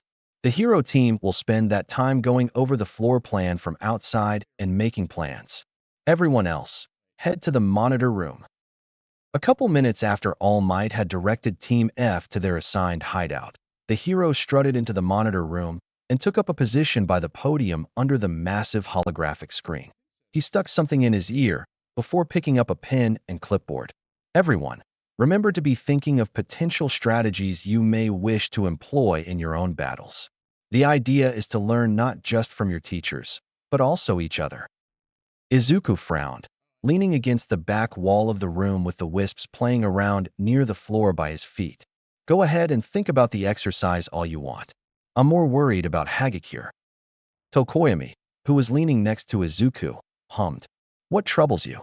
Hagakure seems more than capable of handling herself on the field of battle, since she was quite athletic during the tests yesterday." Izuku scowled. "Did you see the look Mineta had on his face? I get the impression that he might use this exercise as a chance to pull off something less than family-friendly." Tokoyami grunted, crossing his arms. "If he does, then I pray that All Might intervenes, for Dark Shadow's leash is quite loose. And even then, there is no guarantee that I would hold it all that tightly." Izuku huffed. "While I empathize, I'd suggest gripping that leash a little tighter. Cyan's on standby in case the midget pulls something, and he'll go grab Aizawa-sensei if All Might doesn't step in." Tokoyami nodded. "I understand." Dark Shadow popped up, cracking her knuckles. "So do I, but that doesn't mean I won't try to keep myself from dispensing some karma if it comes down to it." White rolled his eye. "Come on, Shadow. You gotta trust the adults to handle things." Pink huffed. "Police, White. We know better than most that adults don't always do the right thing. Remember that time Yubi tried reaching under the skirt of the girl in front of him?" The wisp scowled. "Still can't believe they swept that under the rug just 'cause he whined to his mama and she threatened to drag the school. The bitch isn't even mainstream. The fuck was she gonna do?" Blue sighed. "Calm down, Pink. Katsuki already kicked Yubi's ass for that. There's no need to dwell on it." Pink scoffed and crossed her tentacles, slumping against the wall. "I still think it's stupid to rely solely on the teachers when shit goes down." Cyan rolled his eyes. "Even I know that there's situations where you need to step in personally, and situations where you need to back off and let someone else handle it. Do you really want to land us in detention for assaulting a fellow student?" Pink sighed. "Fine. I guess I'll let the adults handle it." Green hummed. "And again, that's if something happens.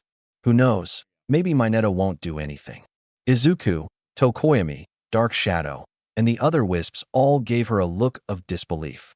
She huffed and settled on the floor, crossing 2 nubs and sitting on top of the third. "What? I'm the optimist. I'm allowed a little wishful thinking." All Might boomed.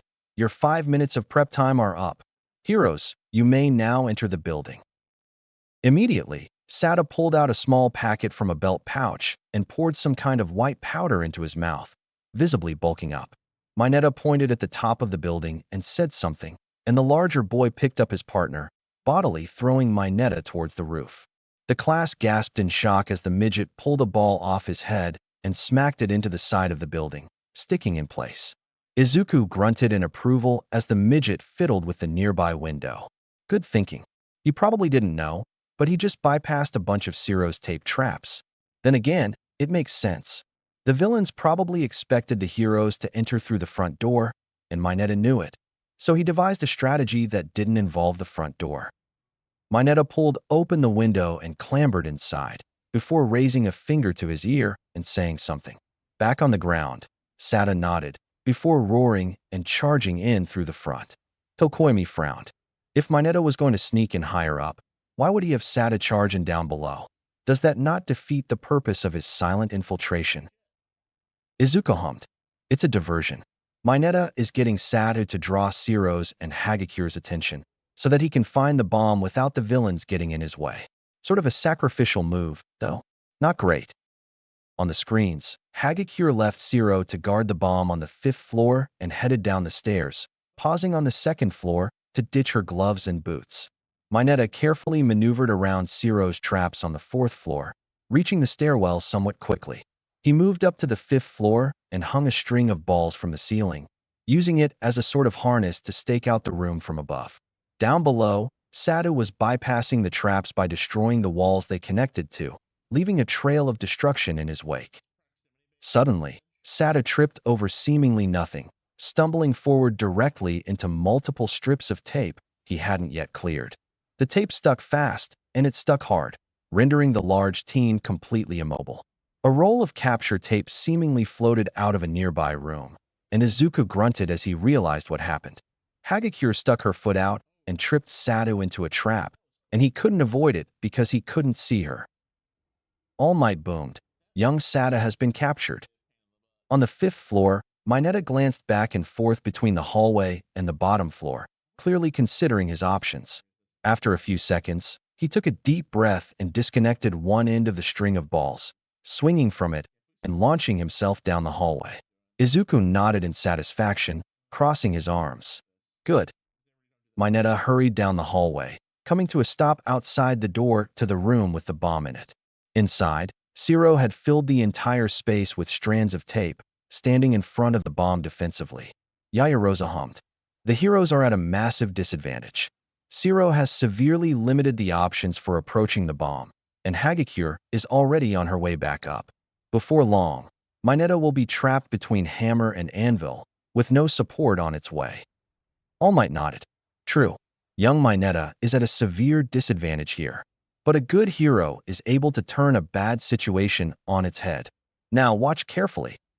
Mineta stuck one ball to the floor and another to the ceiling before jumping on top of the first.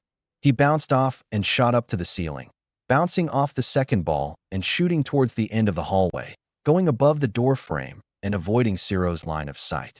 Mineta ran over and opened the window before sticking another ball to the outside wall and bouncing up to the roof.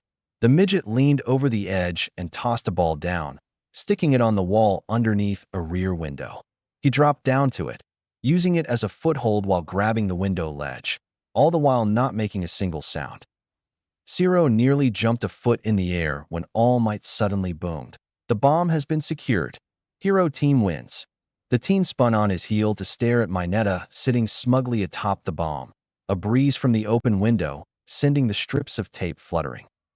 After recovering Sadu from the 1st floor, the two teams walked back to the monitor room, Mineta basking in the cheers that greeted his arrival.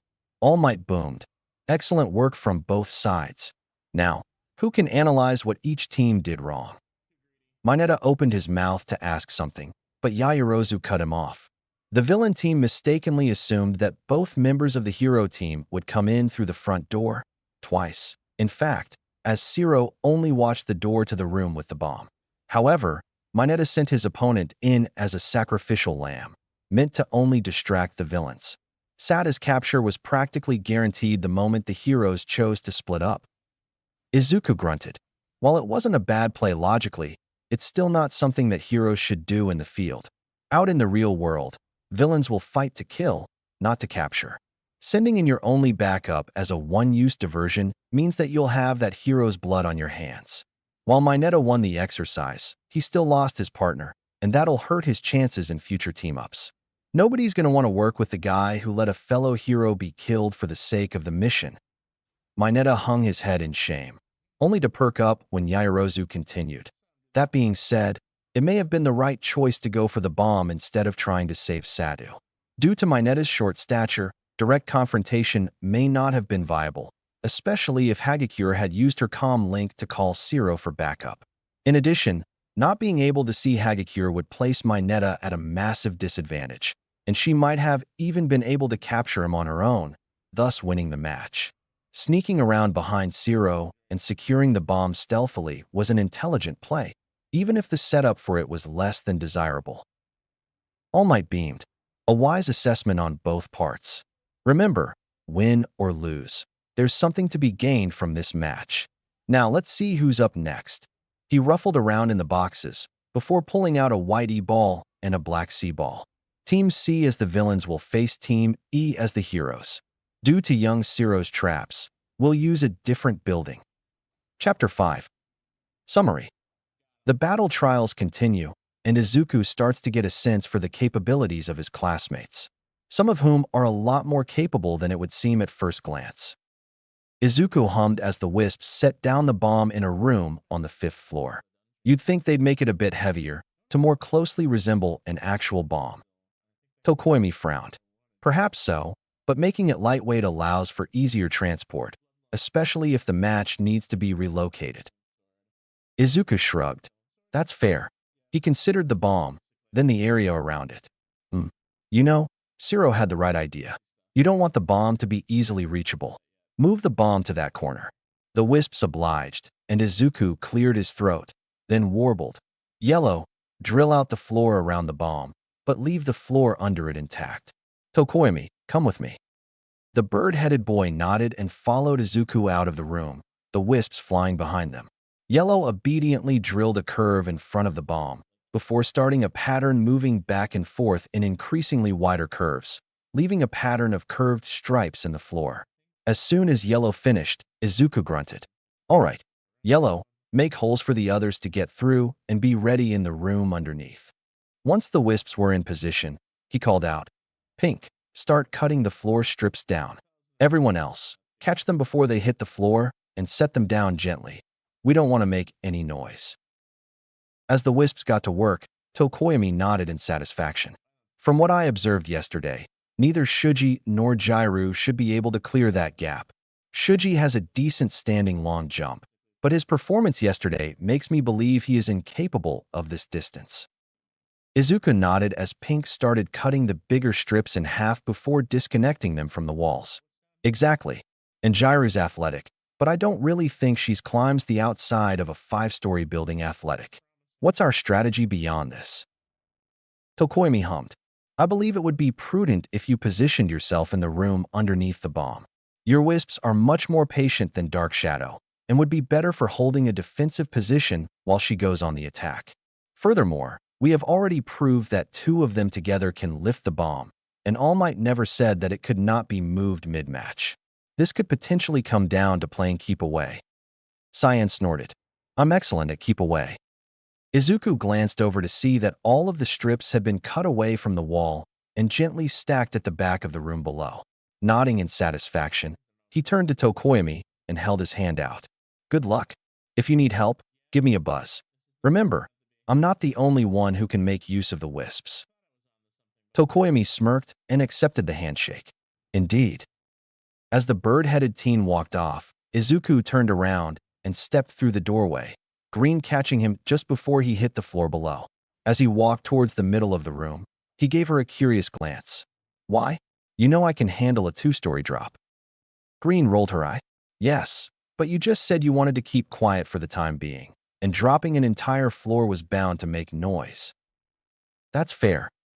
All Might's voice boomed from the loudspeakers. Your 5 minutes are up. Heroes, you may now enter the building. Izuku brought a hand to his earpiece. Tokoimi, can you speak the wisp's language? His partner sighed. Unfortunately, no. However, Dark Shadow can, and she sees what I see. I will give her my earpiece, and she will relay happenings to you as relevant. There was a brief pause, and then the shadowy bird trilled. Am I coming through okay? Izuku grinned. Loud and clear, Dark. What are the heroes doing? They walked in through the front door. I'm going to stretch along the outside and see if I can listen in. Another pause, and then Jairu's voice came through the earpiece, albeit distantly. Midoriya's on the 4th floor, and Tokoimi's heading down the stairs from the 5th. Since Midoriya isn't moving, I'm going to guess that the bomb's on the 4th floor. Shuji responded. But if it's on the 4th, then why was Tokoimi on the 5th floor? Plus, they know neither of us can scale walls like Mineta or Ciro, so it would make sense for them to put the bomb as high up as possible to delay us. Gyro hummed. That's a good point. All right, you deal with Tokoyami. His bird demon thing looks tough. Shuji grunted. Be careful. Midoriya may look innocent, but his buddies are clearly powerful. You saw what he did for the 50-meter dash yesterday. He could be on us in a second. Gyro chuckled. Worry about yourself. I've got a move I doubt he'll see coming. The earpiece shut off, and Izuku grinned to himself. So, she thinks she can catch me by surprise? We'll see about that. He only lasted about half a minute before he started tapping his foot impatiently. Cyan was flitting back and forth, lightning crackling around his tentacles. Come on, let's go already. Blue sighed. Patience. Neither of them have enhanced speed. This'll probably take a while. Pink huffed and crossed her tentacles. Well, excuse me if some of us want to be more active about this. White hummed. While I understand the desire to take action, there's value in standing your ground. Think of it this way. As heroes, we might have to defend a VIP or civilian. In those cases, we'd have to stand our ground and wait for the villain to come to us, since we wouldn't want to abandon the person we're defending. Red nodded. That makes sense. The wisp pouted. Doesn't make this any less boring, though. Izuku grunted. Yeah. He glanced up at the sound of hurried footsteps, and Gyru skidded to a stop in the doorway. All right, villain. Your end is now. Izuku raised an eyebrow. I thought it was the end is night. The girl rolled her eyes. Whatever. Point is, you're going down. Izuku smirked. Ooh, I'm quaking in my boots here. Gyru grinned. Funny you should mention boots. Her jacks suddenly shot down, trailing fleshy cords behind them as they aimed for her tall boots. Izuku narrowed his eyes as he noticed the mesh pattern on the front. A snap of his fingers caught Blue's attention, and he crossed his arms, slightly bending his knees in preparation. Her jacks plugged into her boots, and a massive sound wave rushed out, washing over Izuku and shoving the debris against the windows. The glass itself rattled under the attack, but didn't shatter, surprisingly. As the force abated, Izuku hummed curiously. Weird. Thought it'd break from that. Gyru smirked. The sound needs to be at the glass's resonant frequency for that to happen. If the frequency's off, it'll vibrate, but it won't shatter like you see in videos. Izuku grunted. Good to know. He stepped forward, only for another blast of sound to push back against him. Gyru grinned widely as she leaned forward, her jacks plugged into her boots. Give it up, villain. You can't reach me. Izuku narrowed his eyes. Not like this, certainly. Orange. Blue unfused, and Izuku flew back towards the windows, planting his feet against the debris on the floor. Orange obediently flew over, and two balls of orange light formed under Izuku's feet. He bent his knees, before jumping, rocketing across the room. Gyru's eyes widened, and she unleashed another blast of sound, but he was moving too fast. He shot through the distortion and wrapped his arm around her neck, dragging her across the hallway. She slammed into the opposite wall, her jacks knocked out of her boots and the breath driven from her lungs. Izuku quickly pulled out his capture tape and secured her hands to her sides, before reaching down and pinning her jacks to her upper legs. All Might boomed. Young Gyru has been captured. Gyru's chest heaved as she drew breath, and Izuku calmly patted her on the back. Sorry about that. I'd have warned you, but villains won't let you know what they're planning. Gyru sighed, slumping in defeat. I guess not. Any chance you'll tell me where the bomb is? Izuku grinned and reached towards her ear, pulling out her comm link and storing it in one of his belt pouches. Don't want your pal listening in on our discussion, do we? Gyru chuckled. I guess we don't. The bomb. Izuku stepped to the side and pointed his thumb at the bomb, visible through the massive hole in the floor above. Gyru's jaw dropped, and Izuku grinned. Didn't see that coming, did you? She snapped her mouth shut. Nope. I guess Shuji was right about the bomb being on the top floor. I kinda assumed you were standing in front of it, since your heartbeat wasn't moving. Izuku crouched down, standing low on the balls of his feet. Well, you were half right. So, you can hear heartbeats? And from so far away, too. That's pretty cool. Gyru raised an eyebrow. Aren't you going to support Tokoyami? Izuku rolled his eyes and snapped his fingers. Pink, yellow, and green immediately shot down the hallway towards the stairwell. There, I've supported him. Now, tell me more about your quirk. Can you plug your jacks into things to listen to the vibrations in them? Jairo chuckled, leaning back against the wall. Yep, and they can project my own heartbeat. As you saw, the effect is a lot stronger if I pump it through some kind of speaker. She glanced down at her boots. Gotta say, I'm impressed with how compact the support department made them. Izuku grinned. True, I've never seen speakers so small before. Still, the fact that they're so far from your head is a bit of a downside. Like you saw, if an opponent sees you reaching for them, they can either prepare themselves, like I did, or interrupt you before you can attack. It might be good to add another set of speakers higher up on your costume, as a more accessible weapon. Gyro hummed. Honestly, that makes a lot of sense. I just asked for these really strong ones to be in my boots because I don't think my shoulders could take the backlash. And even still, I gotta be careful I don't use too much juice, or else I'll just blow myself backwards. Newton's third law, and all, you know. Izuka smirked. I'm a lot more familiar with that law than you might think. Say, electric guitars are typically plugged into loudspeakers, right? What if you had one that had a speaker built into it, or something? It'd look like a regular guitar, but it'd be a closer weapon for your jacks. Jairo's eyes widened. Not just that. I know that if I plug one jack in a speaker and use the other to listen to something, I can project the input from the speaker. And if I can amplify my heartbeat, you could also amplify those inputs. Izuku finished. And since electric guitars already take inputs and put them into speakers I could use the chords as sound attacks. Jairo interrupted. That's genius. Suddenly, the building shook, and Jairo glanced around wildly, only to pause when Izuku snorted. Calm down. All Might announced. Young Shuji has been captured. Villain team wins. The class cheered as Izuku swung open the door to the monitor room, and he chuckled, before walking over and high-fiving Katsuki. I take it we put on a good show? The blonde snorted. That's one way to put it. All Might boomed. I'm impressed. Young Midoriya and young Tokoyami worked together quite well. In fact, I'd go so far as to say your teamwork was flawless. Now, who can tell me what mistakes the hero team made? Yaoyorozu raised her hand. Like with the last match, the greatest mistake was splitting up. Jairo seemingly assumed that Shuji would be able to handle Tokoyami alone, or at least hold him off while she secured the bomb. If she and Shuji had fought Tokoyami together, they might have had a chance at victory. Though, they were at a massive disadvantage. For all intents and purposes, this was a 2-on-11 fight. Not only could Midoriya's wisps enhance his or Tokoyami's capabilities, they could also reconnoiter and battle on their own.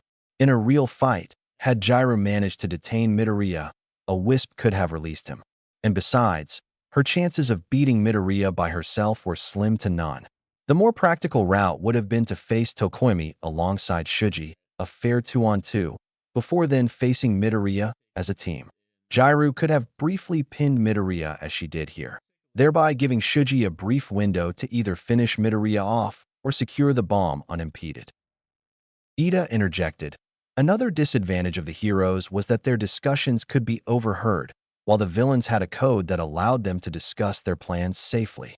He turned to Izuku and Tokoyami with a frown. His helmet was off. However, I must admit I am curious as to how the two of you already have a secret code language in place. Do you two know each other, by any chance? Izuku smirked. Nope. We just met each other yesterday. The code language is a sentient quirk thing. Cyan crossed his tentacles and huffed smugly. An elite group that you scrubs have no chance of joining. White smacked the wisp upside the head. Be nice. All Might coughed. In any case, let's keep moving. We only have so much time. He ruffled around in the boxes for a bit, before pulling out a white ball marked D and a black ball marked G. Team GAS the villains will face Team DAS the heroes. Since this building is so extensively damaged, we'll again use a new one. Izuku hummed as he scanned the screens. Ida and Yaoyorozu had holed up on the top floor, the latter having somehow acquired several sheets of metal to barricade the doorway. This ought to be interesting. Though, where'd Yaoyorozu get the materials? I didn't think the buildings were stocked with those. Some kind of transmutation quirk. Todoroki grunted. She makes things. Izuku blinked. You're joking. She just makes stuff out of thin air? That's ridiculously overpowered. The two-tone teen huffed. Not out of thin air. She needs fuel. Something about lipids. Izuku hummed. Okay, slightly less ridiculous, but only slightly. I don't think it's 101 either, but I don't know enough of the science to say for certain what's really going on. Kirishima crossed his arms. I don't think Kaminari has the muscles to break through those barriers, and Kuda doesn't seem like he's the type for direct confrontation. What can he do, anyway? Izuku considered that as All Might boomed. Your 5 minutes of prep time are up. Heroes, you may now enter the building. Suddenly, a tidal wave of rats emerged from the nearest manholes, swarming the building and covering it in a thick layer of fur. Ida froze up and Yaoyorozu shrieked in terror as the rodents covered them, easily bypassing the barriers and covering them completely. The class watched in shock as Kuda entered the building, Kaminari following with his jaw practically on the floor. The rats parted before the taller boy, and they reached the bomb room with zero resistance. A quick command from Kuda, and the rats lifted the metal sheets from their channels, unblocking the doorway and allowing the heroes easy entry. Ida and Yaoyorozu were gently washed aside by the sea of rodents, and Kuda calmly walked forward, laying a hand on the bomb. All Might blinked. The bomb has been secured. The hero team wins. Kuda opened the door to the monitor room a couple minutes later, met with shocked stares. Kirishima was the one to break the silence. Bro, that was actually kinda cool. A grin stretched over his face, and the others stared at him. Come on, you gotta admit it was really manly how he detained the villains and retrieved the bomb without hurting anyone or breaking anything. Right. Tokoyami chuckled. I suppose the case could be made for that. Most villains would be wholly unprepared for a biblical plague, and very few defenses would hold up to thousands of tiny mammals swarming them. Izuku nodded. If they even defend themselves at all, that kind of sight would make just about anybody freeze up. All Might coughed into his fist. Yes, remember, as heroes, any collateral damage you cause is taken out of your paycheck, so minimizing destruction is always a good strategy. Kuda smiled softly and nodded, walking to a corner of the room and sitting against the wall. A solitary rat followed him, and he began stroking the mammal's fur with a large finger. Ida sighed and removed his helmet, holding it by his side. For the sake of honesty, I must admit that I am disappointed in myself for losing so easily. But I understand that we are here as students to learn and grow, and failure is accepted, no, expected on occasion. Yaoyorozu smiled and patted her teammate on the shoulder. Very true, Ida-kun. All Might smiled. In any case, let's get moving with the next match, shall we? He stuck his hands in the boxes and ruffled around for a bit, before pulling out a white H ball and a black eye ball. Team H as the heroes will face Team I as the villains. Shudo stared up at the building ahead. His teammate was bouncing back and forth incessantly, always in motion. Must you be so noisy? I am trying to focus on the task ahead. His partner, Ashido, his brain supplied, pouted. Well, excuse me for being just a wee bit nervous, Ice King. Besides, this is how I focus. I have a hard time standing still. Shudo sighed. Very well.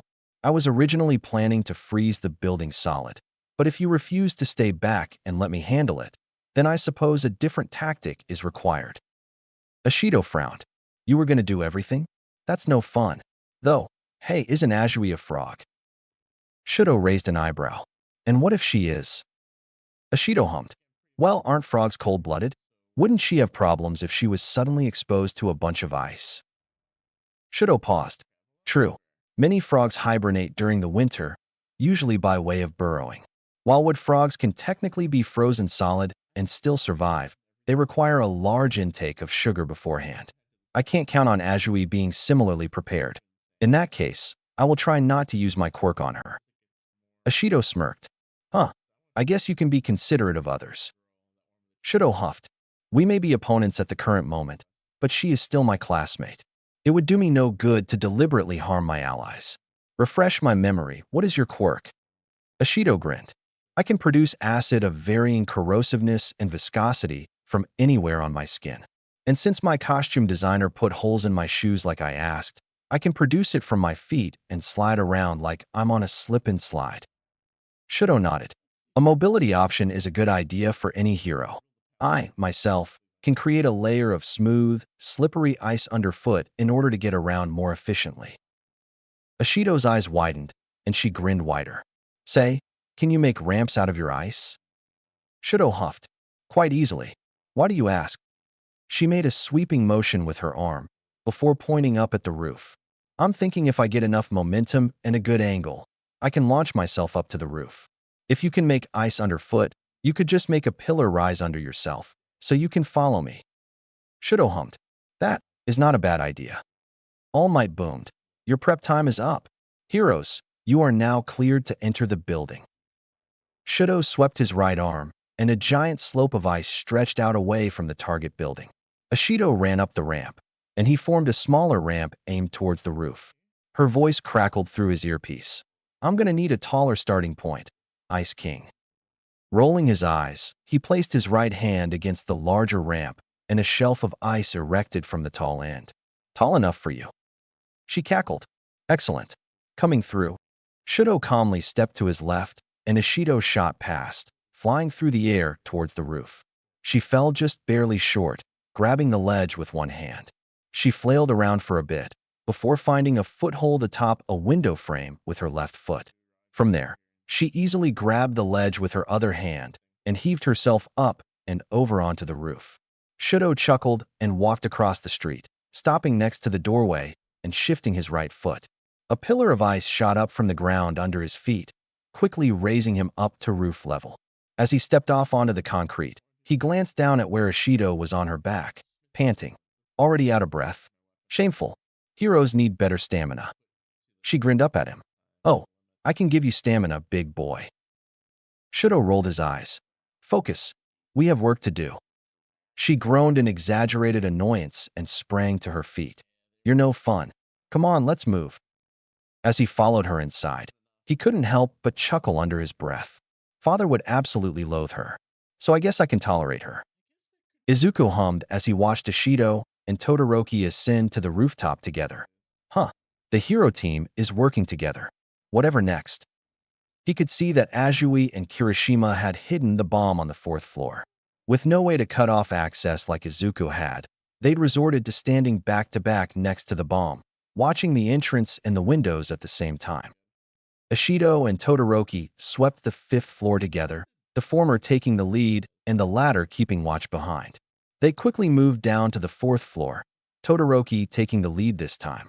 It wasn't long before they came upon the room with the bomb in it, the two heroes immediately stepping inside.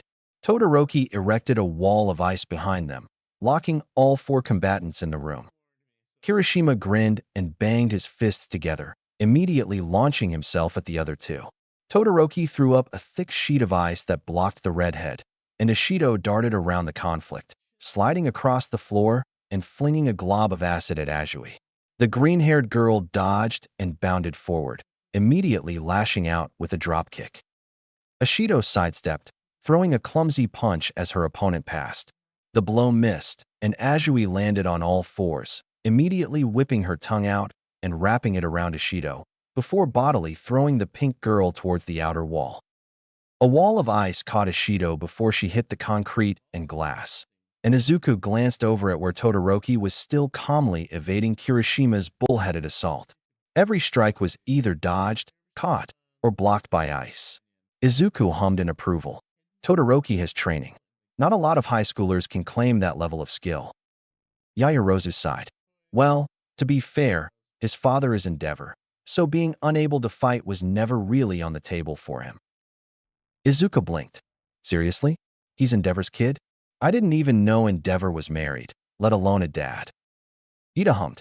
Endeavor is hardly public about his home life. Perhaps he predicted that villains would attempt to target him through his family, and thus kept quiet about them for their own safety. Izuku shrugged. Makes sense to me. On the screens, Todoroki caught another punch from Kirishima with his right hand, and something in his expression hardened. Ice suddenly ran down Kirishima's body from the point of contact, freezing him solidly to the ground. He pulled his roll of capture tape out of his pocket, wrapping it around Kirishima's frozen legs. All Might boomed. Young Kirishima has been captured. Naturally, Azui glanced over at where her teammate was standing, and that moment of distraction cost her. Ashido shot past her defenses and landed a punch to the frog's side, sending her reeling.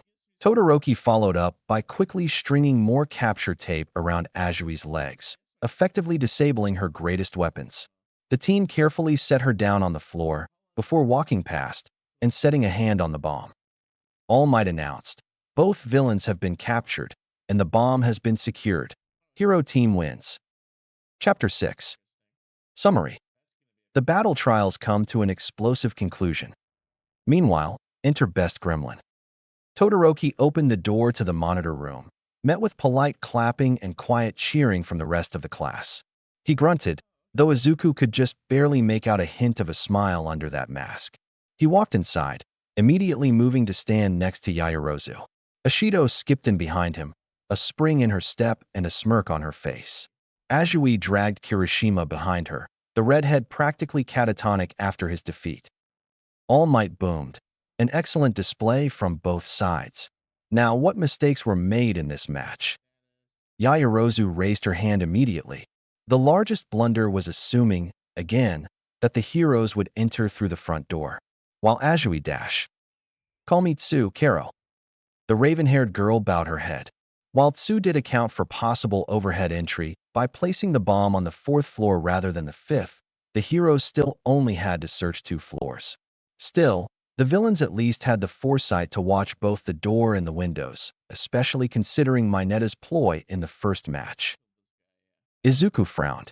Though, I find it odd that Todoroki seemed to chase down Kirishima almost single-mindedly, and when he did go after Tsu, he didn't even use his quirk.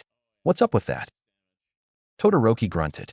My partner brought up the possibility that ice may have an adverse effect on her amphibian biology. I chose not to face her, since I reasoned that I could have caused her undue harm that would have otherwise been avoided. Tsu nodded at him gratefully. And I'm glad you did, Karo. Whenever I get too cold, I start to hibernate, and if the change in temperature is too sharp, it's really bad for me, Karo. Izuku nodded once. I see. Thanks for clearing that up. Kirishima slammed a fist into his palm. I just wish I could have done more. I feel so useless. Ashido rolled her eyes and smacked him upside the head. Chill out, you doofus. You held off Todoroki for a good couple minutes, and in a way, you kept him from teaming up with me against Tsu. Be proud of that. All Might announced, young Ashido is right, young Kirishima. While you should still consider what you did wrong, never be afraid to take pride in what you did right. In any case, time for the final match. He pulled the black box over from beside the mic and ruffled around for a bit, before pulling out a black ball inscribed with AJ. Team J will play the villains against Team A as the heroes. Katsuki flipped through the floor plans of the building across the street, pausing and glancing up at where his teammate was switching between several flamboyant poses. Are you going to be an arrogant prick the whole time, or are you going to get your ass over here so we can plan? Baguette huffed dramatically and stuck a finger in the air. A plan is unnecessary, mon ami, for I will dazzle all with my brilliant sparkle. Katsuki rolled his eyes. Sure you will, Baguette. Fine. If you want to run in, navel blazing, then go ahead. I'm going to head in from the top for a pincer movement. Baguette pouted. But monsieur, if you do that, then nobody will be around for me to amaze. Katsuki scoffed. Save it. When you're licensed, go ahead and pose for the cameras all you want. But as long as you're my teammate, you're going to shut the fuck up and take this seriously. Capiche? Baguette sighed. No appreciation for talent. Katsuki grunted and turned back to the floor plans. Whatever. Suddenly, All Might announced, your 5 minutes of prep time are up. Hero team, you may now enter the building. As promised, Baguette immediately turned on his heel and made a beeline for the front door, strutting like a complete tool. Katsuki rolled his eyes, but reluctantly followed his partner. Abandoning him to his own devices likely wouldn't end well, especially considering Printer got on Grape's case for doing it in the first match. Baguette practically skipped through the hallways on the first floor, making sure to pose dramatically every time he noticed a camera, which happened far too often for Katsuki's liking. After the 7th time on the first floor alone, he clamped a hand around his other wrist to keep himself from dragging his partner along by that stupid cape. There's literally no reason to be so fancy, Baguette. Now get your ass in gear. We've got a bomb to find. Baguette huffed. Patience, monsieur. An artiste cannot be rushed. Suddenly, Monkey appeared at the other end of the stairwell, launching himself down the hallway and slamming his thick tail into Baguette's stomach. The idiot slid backwards, coughing as dust got kicked up from the floor. Suddenly, he froze, before immediately grabbing his cape and scrubbing furiously at it. No, no, no. My beautiful cape has been soiled by poussière. This will not do. Katsuki groaned loudly, before launching himself forward and aiming a right hook at Monkey. The other student caught the blow with crossed arms, sliding back a couple feet. Katsuki barked, "Worry about your damn cape later. This is a combat exercise, not a goddamn fashion show." But monsieur, I spent so much time in glitter making this cape almost as sparkly as I cannot let that effort go to such waste. Katsuki held himself back from slamming his palm into his face and resorted to letting off an explosion that sent Monkey retreating around the corner and up the stairs, if his hurried footsteps were any indication. Completely and utterly out of patience, he roughly grabbed Baguette's leg and slung him over his shoulder before blasting off down the hallway. He tailed Monkey up to the 3rd floor, following the other blonde to a room away from the street with a single entrance. Inside, Roundface had the bomb floating up near the ceiling. She visibly paled upon seeing Katsuki blast around the corner, whereas Monkey took up a defensive stance. Quickly appraising the situation, he threw Baguette towards Roundface and shouted, "Make yourself fucking useful." Turning to Monkey, he crouched and let off a few sparks for intimidation. "You and me, Wukong." Monkey immediately sprang forward, aiming a solid roundhouse towards Katsuki's face.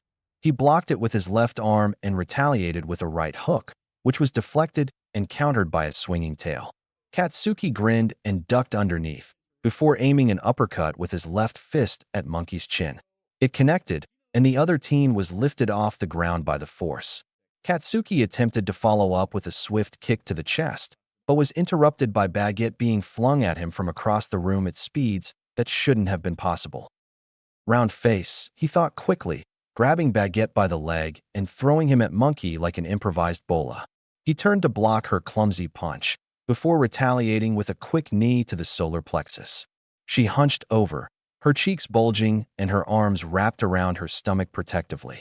Katsuki swore under his breath, turning his attention back to where Baguette was retreating from Monkey, using the recoil from his laser to propel himself through the air. Seeing that both villains were otherwise occupied, Katsuki blasted across the room, before leaping upward and grabbing one of the tail fins of the bomb, dragging it towards the ground. All Might announced, "The bomb has been secured. Hero team wins." Immediately, Katsuki turned on his heel and strode over to where Roundface was kneeling on the floor, clutching her stomach. He started patting her on the back and muttered, "Sorry, didn't realize that nerve cluster would make you react like this. Can you turn off your quirk?" Roundface slowly placed her fingertips together and weakly announced, "Our release." The bomb settled down, and Baguette crashed to the floor, his visor shattering on the ends and his armor crumpling. Monkey winced at the violent sound, but Katsuki was preoccupied with Roundface suddenly hurling at her feet. He quickly gathered her bangs in his hands and pulled her hair back from her face, rubbing circles between her shoulder blades. "Shit, you think you need to see recovery, girl?" Once she'd emptied her stomach, Roundface nodded weakly, before outright fainting. Katsuki caught her before she landed in the pile of vomit on the floor, quickly sweeping her up in a bridal carry. He barely spared a glance at the other two before running down the stairs, taking off down the street towards the tunnel out of Ground Beta.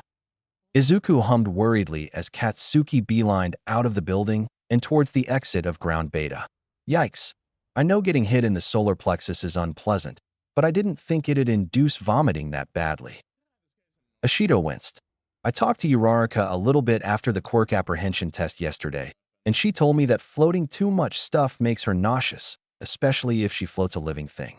Since she was already floating the bomb, adding Aoyama onto that was already pushing her to the edge." Izuku sucked in a breath through his teeth. "Yitch, I hope she's okay." Katsuki showed up at the monitor room only a few seconds after Ojiro had dragged Aoyama in. The French blonde was practically catatonic, clutching his glittery cape and sobbing uncontrollably. Katsuki rolled his eyes and walked past Aoyama with a grunt. "Get over yourself, it's just a cape. Easily cleaned, easily repaired. Human lives are less so." All Might boomed. An impressive display on both sides, albeit brief. In the interest of time, I'll only ask for a short critique of the overall match. Any takers? Yaoyorozu raised her hand, but Izuku spoke first. Ojiro and Uraraka had a good plan in place. Floating the bomb made it unlikely for the hero team to properly secure it without facing her first. In addition, Ojiro took the fight to the hero team, stalling them as much as possible, but he also knew when he was outmatched. When he saw that he couldn't beat Bakugo, he made a strategic retreat and attempted to fight the heroes alongside his partner. And because one of the heroes was an active hindrance, here he glared sharply at Aoyama. The villain team could have won if Bakugo hadn't accidentally exploited Uraraka's weakness. All Might grinned. "Well said, young Midoriya." There was a rush of wind, and suddenly the pro was at the door. "Now, watch how a pro exits, like he's got somewhere to be." In an instant, the hero was gone, and an enormous gust of wind signified that he had bolted towards the exit tunnel at top speed. Gasps and shocked muttering were heard, but Izuku ignored it to lay a hand on Katsuki's shoulder. "She's gonna be okay. You got her to Recovery Girl as soon as you could." The blonde sighed. "I know, but I did that to her in the first place." Izuku cuffed him over the head. "You didn't know for certain it'd cause such a violent reaction." "Hell, I didn't know it would, and Ishido had to explain to me why it did." Katsuki's shoulders slumped in defeat. "Fine, whatever." Izuku patted him on the back. "Hey, don't worry about it. We're here to learn, to get better. In future combat exercises, you'll know not to hit her in that spot, and it won't happen again. Right?" Katsuki stood upright. "Right." Izuku grinned. "Attaboy." After classes were done for the day, Katsuki made to head towards the front entrance, but paused when Izuku started heading the other direction, flanked by the wisps. After a brief moment of indecision, the blonde turned on his heel, quickly catching up. "Where are you headed?" Izuku grunted. "Support department. My costume designer left a note in my costume case asking me to stop by after classes today to discuss additional gear." Katsuki raised an eyebrow. "And you're considering it? Last time I checked, your wisps covered just about every necessary angle." Izuku sighed. "Not quite. I've still got one major weak point exposed, the wisps themselves." Katsuki blinked. "I don't follow. As powerful as they are, they're still sentient beings, and they've still got blind spots. Since I can only have one fused at a time, that means the other 7 are completely exposed during a fight. And sure, they're fast, but they're not invincible. I keep worrying about what might happen if one of them was caught unawares and seriously injured, or worse." Katsuki hummed. "Yeah, that's fair. If you had something that they could sit inside until they're needed, that would be cool, but it'd also be super bulky and tough to keep on hand in the field." Izuku grunted. "Don't be too certain. Support items have been getting more and more compact in recent years." There were rapid footsteps behind them, and they paused, turning to see Uraraka running up to them. "There you guys are. Ishido told me you were heading in this direction, and I wanted to catch you before you left." Katsuki raised an eyebrow. "How come?" She grinned sheepishly and rubbed at the back of her neck. "Well, mostly to apologize for earlier." Katsuki blinked. "Apologize? Fucking why? You did nothing wrong." "But I ruined the match." Katsuki scoffed. "Bullshit, Cheeks. You did everything you were supposed to in that situation. If anything, I should be apologizing to you for making you vomit your guts out." She gasped. "I don't blame you for that. It was a combat exercise. We're supposed to hit each other. I already know I've got to get over my nausea, and I'm going to have to endure pain, so I might as well start now." Izuku pinched the bridge of his nose. "All right, clearly, neither of you blames the other for what happened during the exercise, so just shake hands, promise to do better, and move on." "Okay." The 2 others stared at him. After a couple seconds, Katsuki sighed and stuck his hand out. "He's got a point. We both have things to work on, so let's just move on. Uraraka smiled and accepted the handshake. Fair enough. Izuku grunted and continued down the hall. Katsuki followed, and after a brief pause, Uraraka fell into step on Izuku's other side. So, how come you two are going this way? I thought the front entrance was the other direction from the classroom. Izuku grunted again. Support department. My costume designer wanted to talk to me. Uraraka blinked. Wait, we can talk to our costume designers? Katsuki tilted his head. Yeah, didn't you read the memos that were in the cases? Hero students can go to the support labs after classes to propose costume alterations and discuss additional gear. What? She blushed. Well, I had thought I'd just get used to the heels in my costume, but if we're allowed to request alterations, I'm going to see if I can switch them out for something like astronaut boots. Katsuki grunted. Yeah, that's definitely something to talk to your costume designer about. If your costume isn't comfortable, change it. Not that complicated. They rounded a corner, and Izuku grunted upon seeing the huge metal double doors further down the hallway. There's the development studio. It's the workshop dedicated to costume adjustments. He stepped up to the doors and reached for the handle, when an explosion suddenly blasted him across the hall, blowing the doors off their hinges entirely. Loud cackling emanated from inside, and an older voice shouted, Hatsum, I swear to Nedzu, if you don't move your projects to the beta studio, I'm going to ban you from the workshops for a whole week. The first voice groaned. But sir, I'm meeting someone here today, and I couldn't just do nothing while I waited. Izuku sighed as he peeled himself off the wall. I'm guessing she means me. He snapped his fingers, and orange shot through the smoke, quickly dispersing it. I take it you're my costume designer. The girl with pink dreadlocks beamed at him. Maybe. Hatsum May, future CEO of Hatsum Industries. Which costume is yours again? Izuku grunted. Midoriya Izuku, the rainbow one. Hatsum brightened. Oh, you're the guy I wanted to talk to today? Honestly, your class has a criminal lack of babies with their costumes.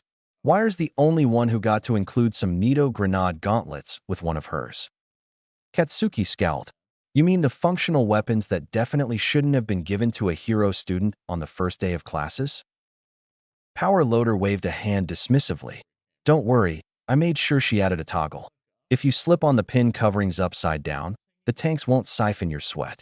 Wasn't there a note in your case about that? Katsuki frowned. Not that I saw. Then again, I saw two gauntlets that looked exactly like what I'd requested, and I kind of assumed they were fully functional, so I just left them in there. Good to know they've got an off switch. Hatsum rolled her eyes. Boring. What's the point of having babies if you're not going to use them? Power Loader sighed and opened his mouth to say something, but Katsuki beat him to it. If you give a first-year student the equivalent of a handheld nuke on the first day, there's a good chance they'd accidentally kill someone with it.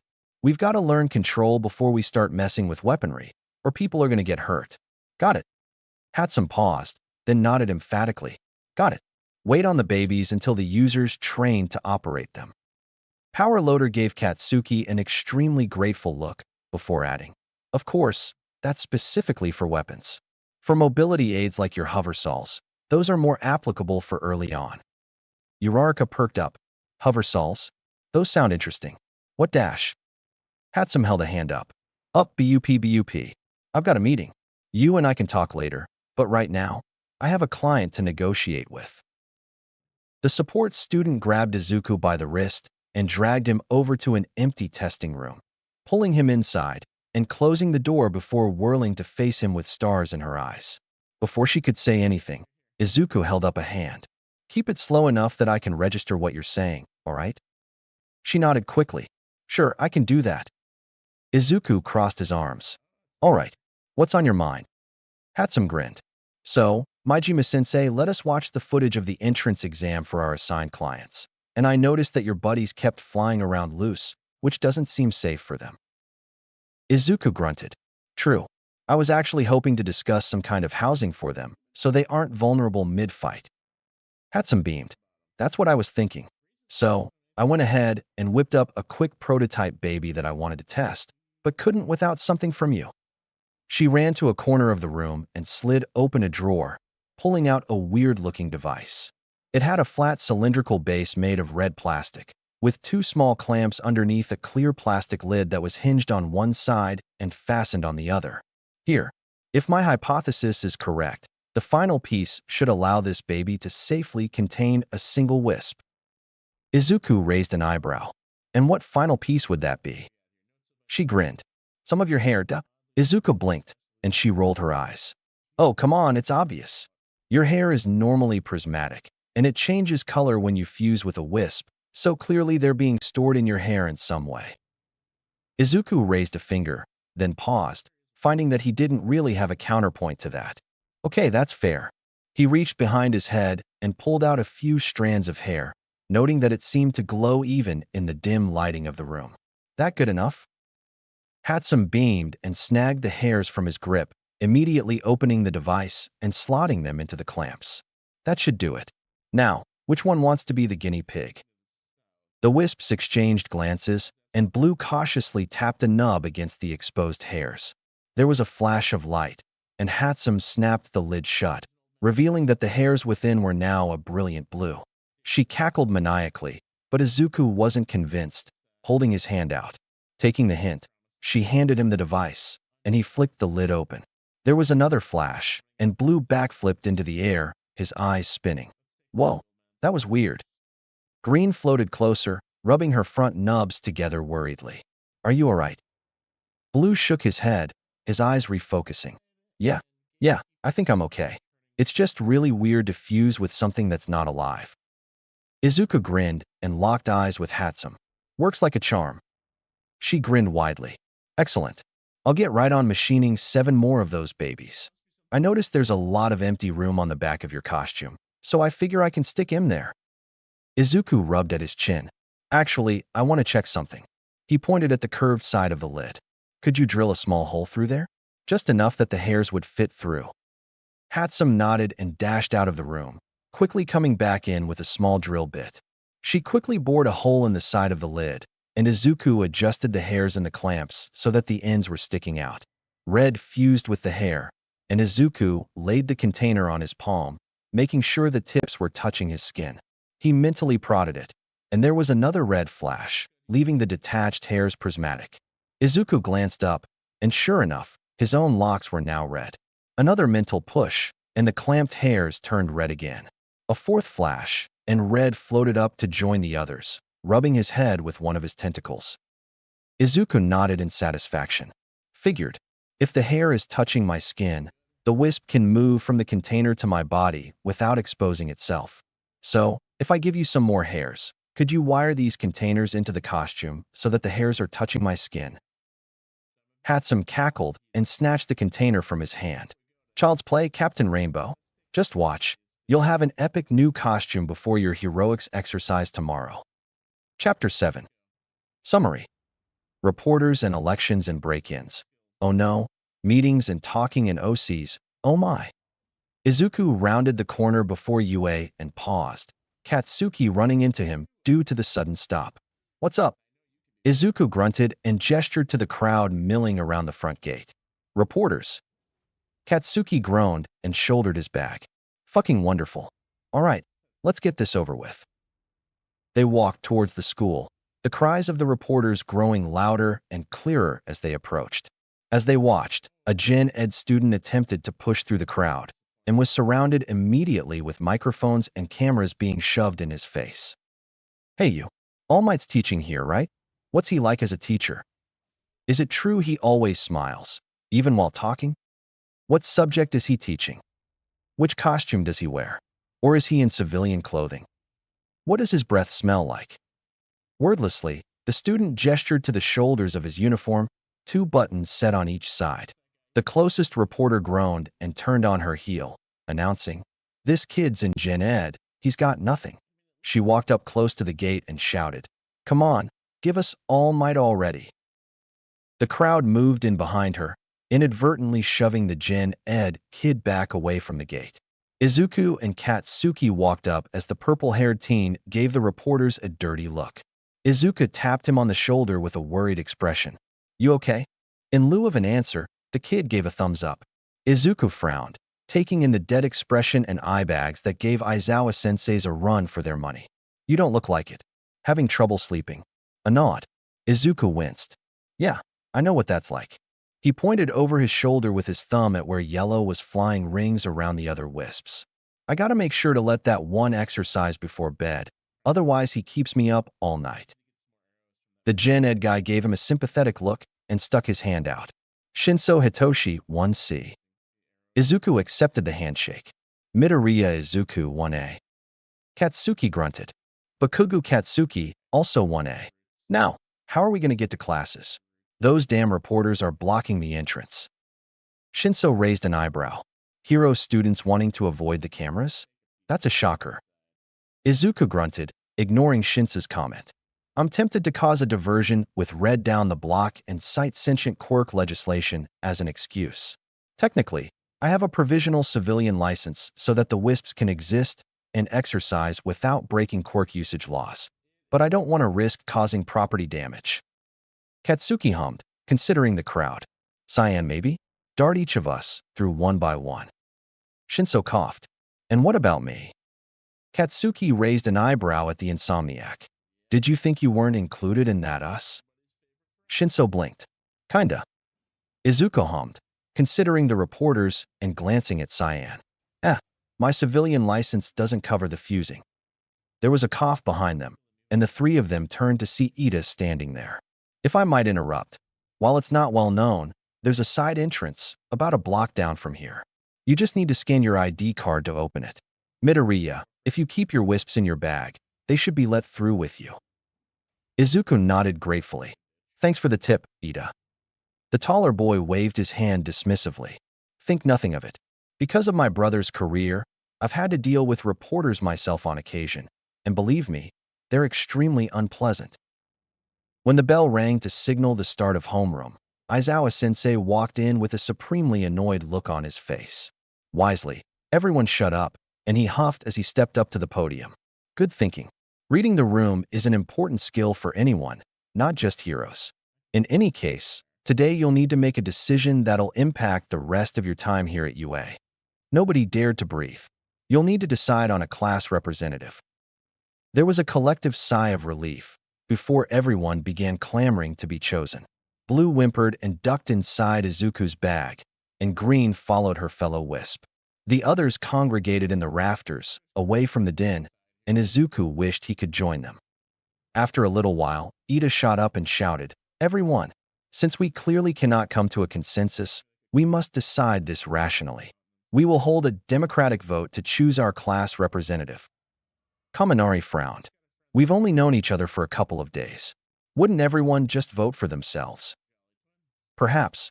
However, if someone were to gain others' votes in such a short time, then clearly they are most suited for the position. He turned to where Aizawa-sensei was slumped against the front wall. Is this acceptable, sensei? I don't care. Just get it done by the end of homeroom. Ida nodded and reached under the podium, producing a stack of papers and a bundle of pencils. He distributed the items among the class, and the room was quickly filled with the sound of scribbling. Izuku tapped the eraser of his pencil against his chin, deep in thought. I'm not going to lie and say that I don't want the position, but do I think I'm the best person for it? Ida already takes charge first out of everyone, and he certainly has the confidence for it. Yaoyorozu is really smart, and she could have won the exercise if Koda hadn't used a tidal wave of rats. But she doesn't seem to believe in herself. Ida would probably fill the position best. Maybe I'm sacrificing my chances, but sacrifice is a hero's job, isn't it? He quickly wrote Ida's name on his paper and turned it over, setting his pencil down on his desk. Once everyone's paper was turned over, Ida went around the room and collected the votes, making sure not to look at them until the stack reached the podium, and he began sorting them into piles. Once the votes were tallied, Ida grabbed a piece of chalk from the tray and wrote the results on the board. Midoriya Izuku, 7 votes. Ida Tenya, 6 votes. Katsuki Bakugo, 3 votes. Yaoyorozu Momo, 2 votes. Aoyama Yuga, 1 vote. Mineta Minoru, 1 vote. Katsuki grunted. 3 of you idiots voted for me? You seriously thought the guy with anger issues should lead the class? Kirishima shrugged. I dunno, bro. You seem like you've got a good head on your shoulders. Uraraka nodded. I second that. You're calmer than you give yourself credit for. Ojiro hummed. Agreed. Aoyama pouted. But Messrs. E.T. Madams, should the face of this class not be Trace Sparkly? Surely I am the superior choice. Ashido snorted. Dude, if you were in charge of the class, you'd have us all covered in glitter and eating camembert with every meal. Aoyama bristled. And what is wrong with camembert? Izuku clapped his hands together, silencing everyone. As your newly appointed class representative, kindly shut up. He walked up to the podium, nodding at Ida before scanning the class. I'm not entirely certain why you all apparently think I'm good for this role, but I'll do my best to live up to your expectations. He turned and offered a hand to Ida. I look forward to working with you, Vice Representative. Ida smiled and accepted the handshake. Likewise. Aizawa-sensei grunted and sat upright. Good. You got it over with during the span of homeroom. Certainly faster than other classes I've had in the past. Izuku and Ida quickly headed for their seats, and the hero emerged from his sleeping bag, moving to stand behind the podium. Right. In other announcements, I've been informed that some of you requested minor alterations to your costumes yesterday after classes. The man nodded in approval. Good thinking. Your costume is an ever-present part of your career, so it needs to be in top condition, just like you. Making sure you can wear it comfortably is a vital step.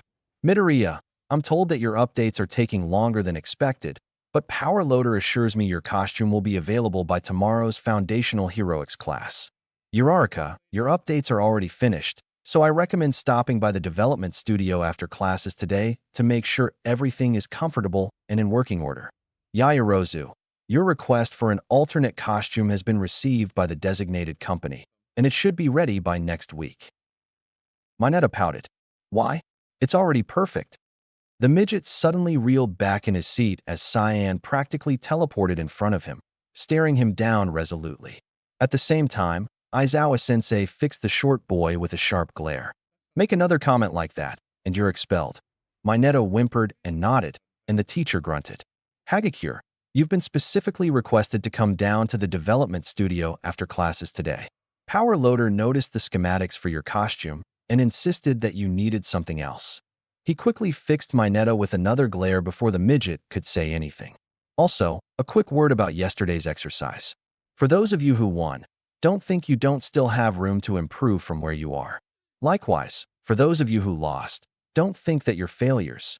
You're here to learn, and losing is a part of that. The bell rang, and the hero grabbed his sleeping bag. Be back here at 1 to elect class officers. That's all for today. Dismissed. At lunchtime, Izuku and Katsuki sat at the same table as Uraraka, Ida, and Tokoyami, but this time, they were joined by Yaoyorozu and Todoroki, the latter by virtue of following behind the former. Not long after she sat down, Yaoyorozu turned to Izuku and said, I feel I must congratulate you on being chosen as class representative, Midoriya-kun. Izuku grunted. Not like I did much in the way of campaigning or anything. Still not entirely sure I'm the best person for the job. Ida huffed. Well, I'm certain you'll do quite well, Midoriya. You've already shown an ability to make snap decisions, and you've routinely placed other people before yourself, qualities that I unfortunately lack. Still, I feel proud that the class considers me a close second to you. Katsuki scoffed. Still can't believe people thought I should be a rep. I've never been good at all that paperwork shit. Plus, can you imagine people seeing me and assuming that the whole class is the same? Uraraka sighed. I guess that's fair. Todoroki hummed. By the way, Midoriya, your quirk is unusual. Not only is it sentient, which is already rare, but it's incredibly multifaceted. It's almost like 8 separate quirks rather than a single one. Izuku snorted. Trust me, I'm well aware my quirk is a drastic outlier when it comes to what we know about them. But we got it tested shortly after it manifested, and we're certain it's just the one. Todoroki frowned. Be that as it may, it's quite powerful.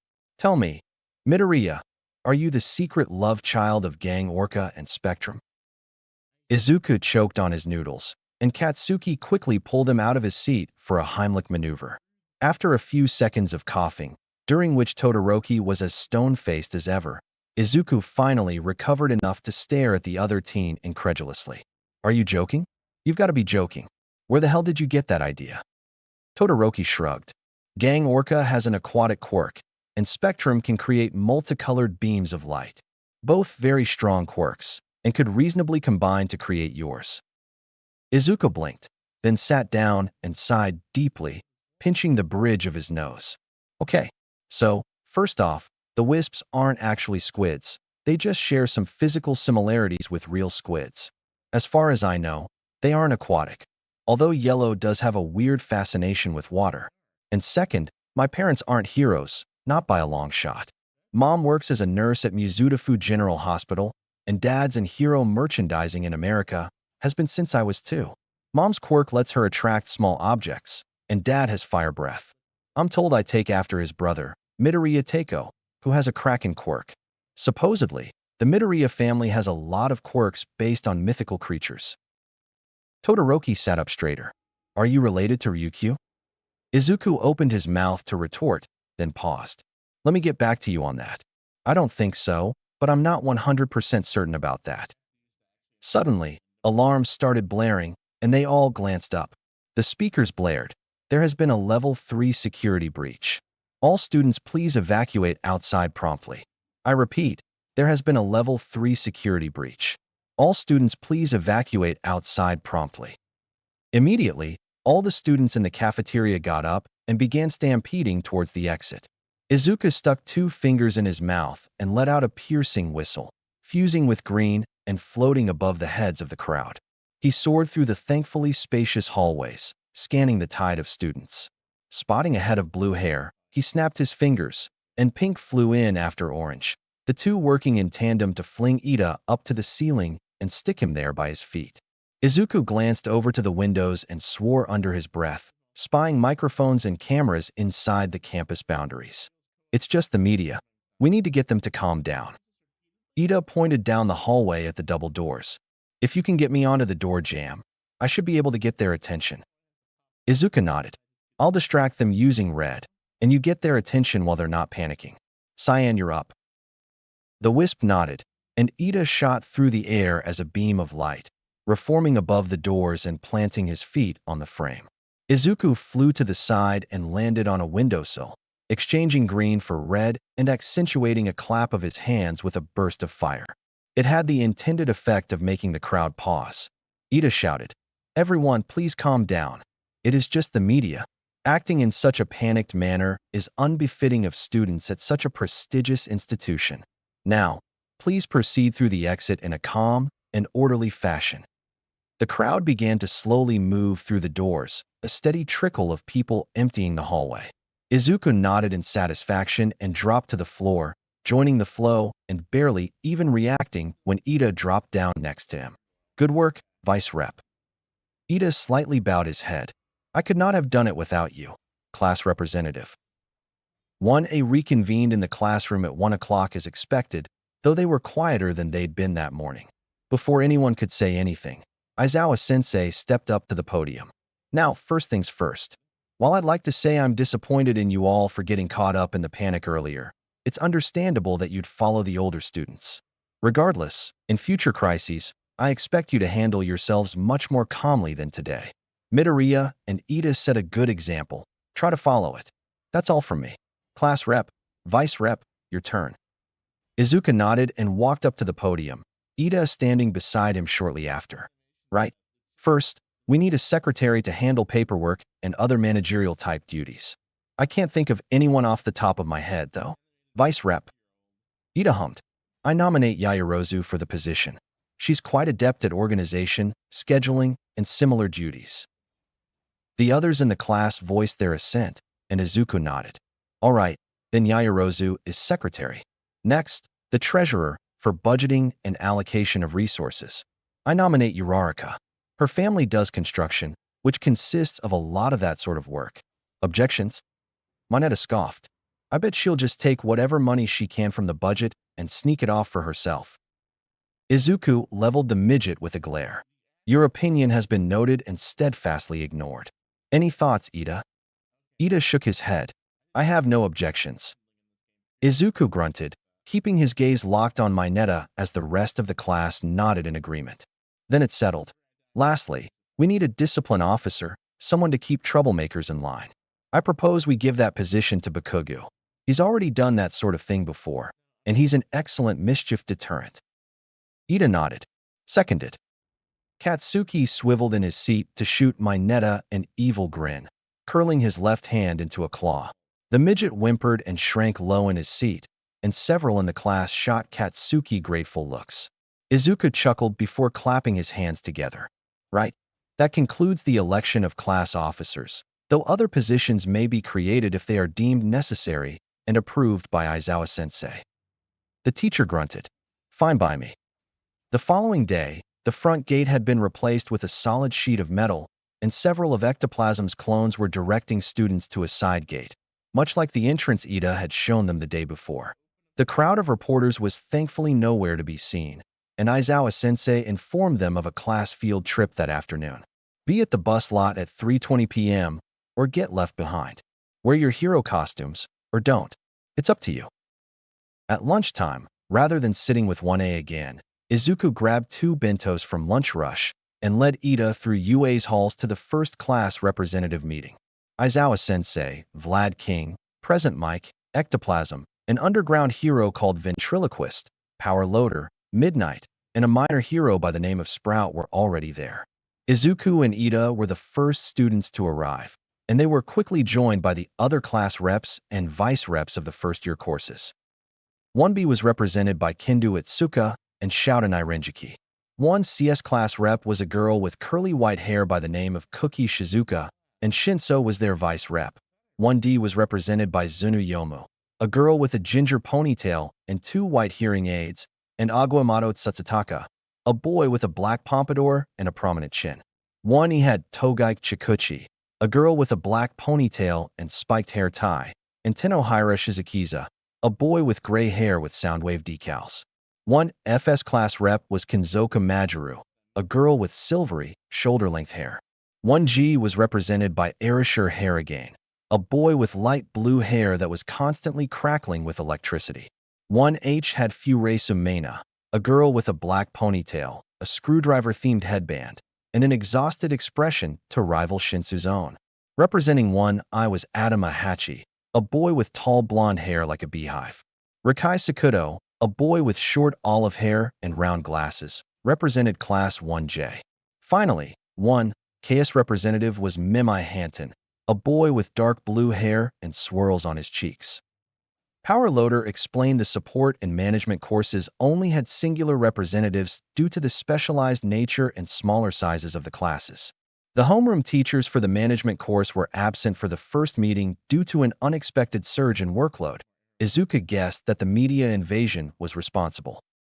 Once introductions had finished, a vent in the ceiling opened up, and a furry figure in a suit and tie dropped out of the air duct, landing in a chair at the head of the room. Calmly ignoring the shocked screaming of the Gen Ed reps, the mammal chirped, "Greetings, everyone. I'm certain most of you recognize me from orientation, but I imagine 1A has yet to see me in the flesh, or the fur, as the case may be." Izuku bowed his head. "Principal Nedzu." Nedzu chuckled. "Please, a simple Nedzu-sensei will suffice. I see myself as a teacher more than a principal, personally." Izuku smirked. "Nedzu-sensei, then." Nedzu grinned and clasped his paws together as the Gen Ed reps finally composed themselves. "Now, this first meeting is more of an introduction to each other. After all, as representatives, you'll be working with each other quite often, so it's important to be familiar." Furesu sighed. "As long as I'm away from Hatsum." Izuku chuckled. "Yeah, I'm guessing she can be a handful." Nedzu beamed. "And that right there is what I had intended for this first meeting. While you may be in separate courses or separate classes, you are students of UA all the same, and having good relationships with your peers is essential to your development. I sincerely hope that at least some of you leave this meeting with a greater rapport with others than you had when you arrived. There's no real schedule, so feel free to take the lead of the discussion, anyone." Togai huffed. "I personally don't see interdepartmental relations becoming a thing. Sure, it'd be nice, but I doubt it's realistic." Izuku hummed. "Well, it depends on how open both sides are to getting chummy. If I had to hazard a guess, Togai-san, You're expecting that the hero course will largely keep to themselves. Am I right? Togaik shrugged. Kinda figured you big shots wouldn't have time for us little people. Ida bristled. On the contrary, making time for the little people, as you so put it, is a principal responsibility of heroes. Kinda nodded. Heroes are, above all else, public servants, and we can't serve the public if we don't understand the public. Several noises of assent rose up, and she glanced around the room. So, any suggestions on how to promote interactions between the departments? Shinso cautiously raised his hand. Well, some students in Gen Ed tried out for the hero course, but couldn't quite make it in due to having non-combative quirks. Some of us really want to be heroes, and while we could transfer by making a good showing in the sports festival, the fact remains that the hero course is getting exclusive training. They're shooting even further ahead and leaving everyone else in the dust. Izuku rubbed at his chin. Gym Alpha is open to all courses after school hours until 6:30 p.m., and I'm pretty sure Gym Beta is the same. I know hero course students can't join clubs, since those run during our extra school period, but is there anything against training sessions after hours? Nedza chuckled. On the contrary, Midori-kun, all students are heavily encouraged to make full use of UA's facilities. Izuku nodded and locked eyes with Shinso. All right, so what if we set up regular training sessions between Hero and Gen Ed students? It's not the same as heroics classes, but it's still more than what they'd get normally. Shinso nodded. Sounds good to me. He glanced at the other Gen Ed reps. That sound good to you guys? Tenohira frowned. While getting extra physical training alongside hero kids is all well and good for transfer hopefuls, what about something for the Gen Ed kids that want to stick to Gen Ed?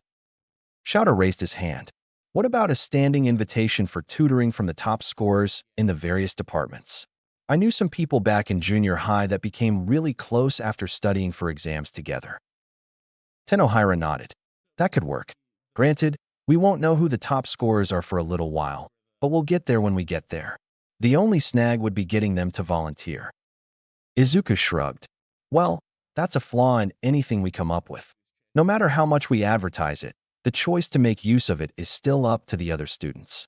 We can't force them to be buddy-buddy with each other, and some will insist on antagonism. Kinda groaned. Don't I know it?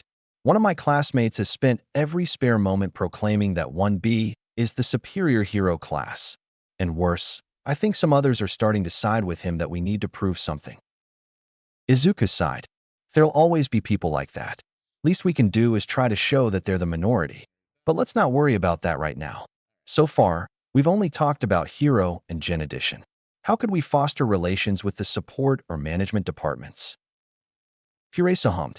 I know that the Hero and support courses are already closer than usual, since Hero students tend to interact with their costume designers a lot. So we probably don't need to worry on that front. But beyond that, things might get difficult. Us nerds generally don't do well with socializing. A lot of us are introverts, and some are workaholics. Plus, I think a good chunk of us have had to deal with people offering friendship, only to turn around and make fun of us behind our backs. Izuku winced. Not a great feeling. Even worse is when they act like they want to be friends, when really they only want to use their connection to you to get somewhere else. Erishur hummed. That's true. But back on topic, what can we do? A thought occurred to Izuku. Say, the support students often have to market themselves to developers and companies in hopes of getting contracted out for gear and such, right? Kinzoka nodded. Yeah, granted, we don't get a lot of that outside of the school festival, but a few enterprising kids will make themselves known during the sports festival. Izuku nodded. Right. And management students often create projections of a hero student's early career or manage social media accounts for said students, right? Memai nodded slowly. Yeah, where are you going with this? Izuku laced his hands together on top of the conference table. What I'm thinking is, we offer support students and management students a chance to coordinate. The latter will advertise the former. It could be an extra credit assignment, an after-school club, an optional side project, etc. I'm not certain how we'd present it so that it's less like a business proposal and more like an offer of cooperation. Here he grinned at the management students. But I'm certain you guys could figure that out. Adama huffed and ran a hand up his hairdo. Of course we could. 'Tis our role in the world, after all. Zunu piped up. And while management classes generally focus on the hero side of things, maybe there could be opportunities for practice with more mundane businesses aligned with general education. Say, working cybersecurity for a popular streamer or advertising for a new chain of restaurants. Rakai grinned and pushed his glasses up his nose. Indeed, I know some of my classmates have been put out that they keep getting slapped in the face with the fact that they are simple hype men, as they put it. Perhaps a break from the hero industry would be quite welcome. Arisher frowned and rubbed at his chin. I'm not sure how we could get support and Gen Ed to overlap, though. It's not like civilians get a lot of gear, or even need it in the first place. Cookie interjected. Maybe, but consider optional side assignments where a Gen Ed student shares a daily issue with a support student, and the support kid tries to come up with a technical solution to the problem. For example, say someone has chronic insomnia as a result of their quirk. Maybe the support student could develop a speaker that outputs a frequency that induces drowsiness. After all, as big a business as heroics is, it's not everything. Plus, science has stagnated hard since Quirks developed, so maybe some of your classmates would be excited about getting that started up again. Kinzoko hummed. I know one of my classmates has had ideas for new fields of nutrition, but the assignments haven't really let her work in that direction. Last I heard, she was thinking up some kind of granola bar that's the nutritional equivalent of a full meal. Aizawa-sensei stood up straighter from where he was leaning against the wall. Say what now?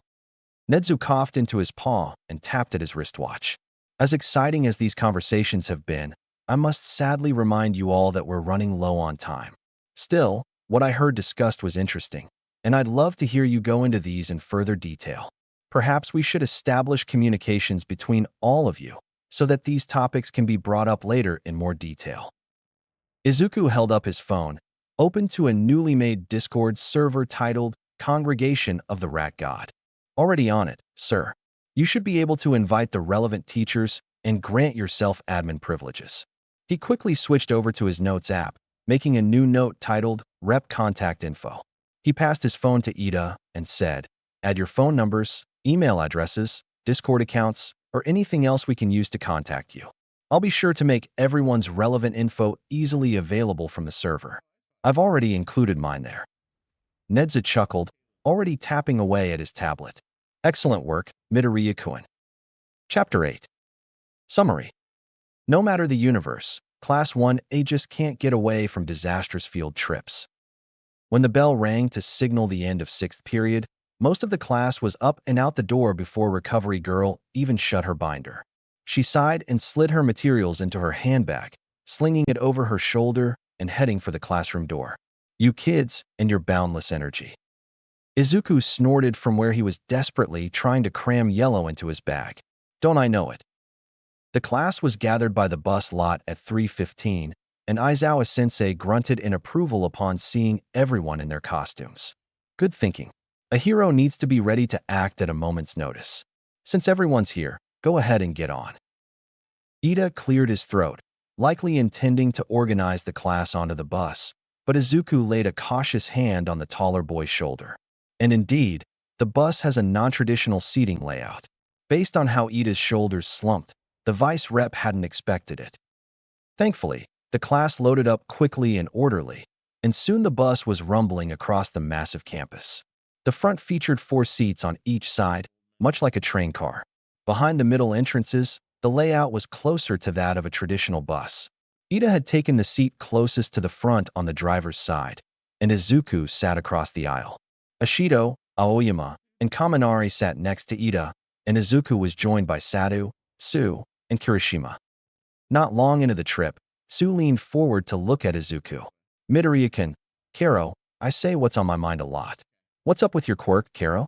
It's got so many moving parts, it's hard to believe that it's a single quirk. Izuku hummed. I get what you mean, Su.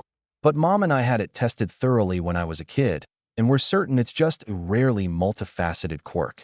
I just hit the genetic jackpot. Kirishima grunted. I guess so. Your quirk's super flashy, so you'll have no trouble getting noticed as a pro.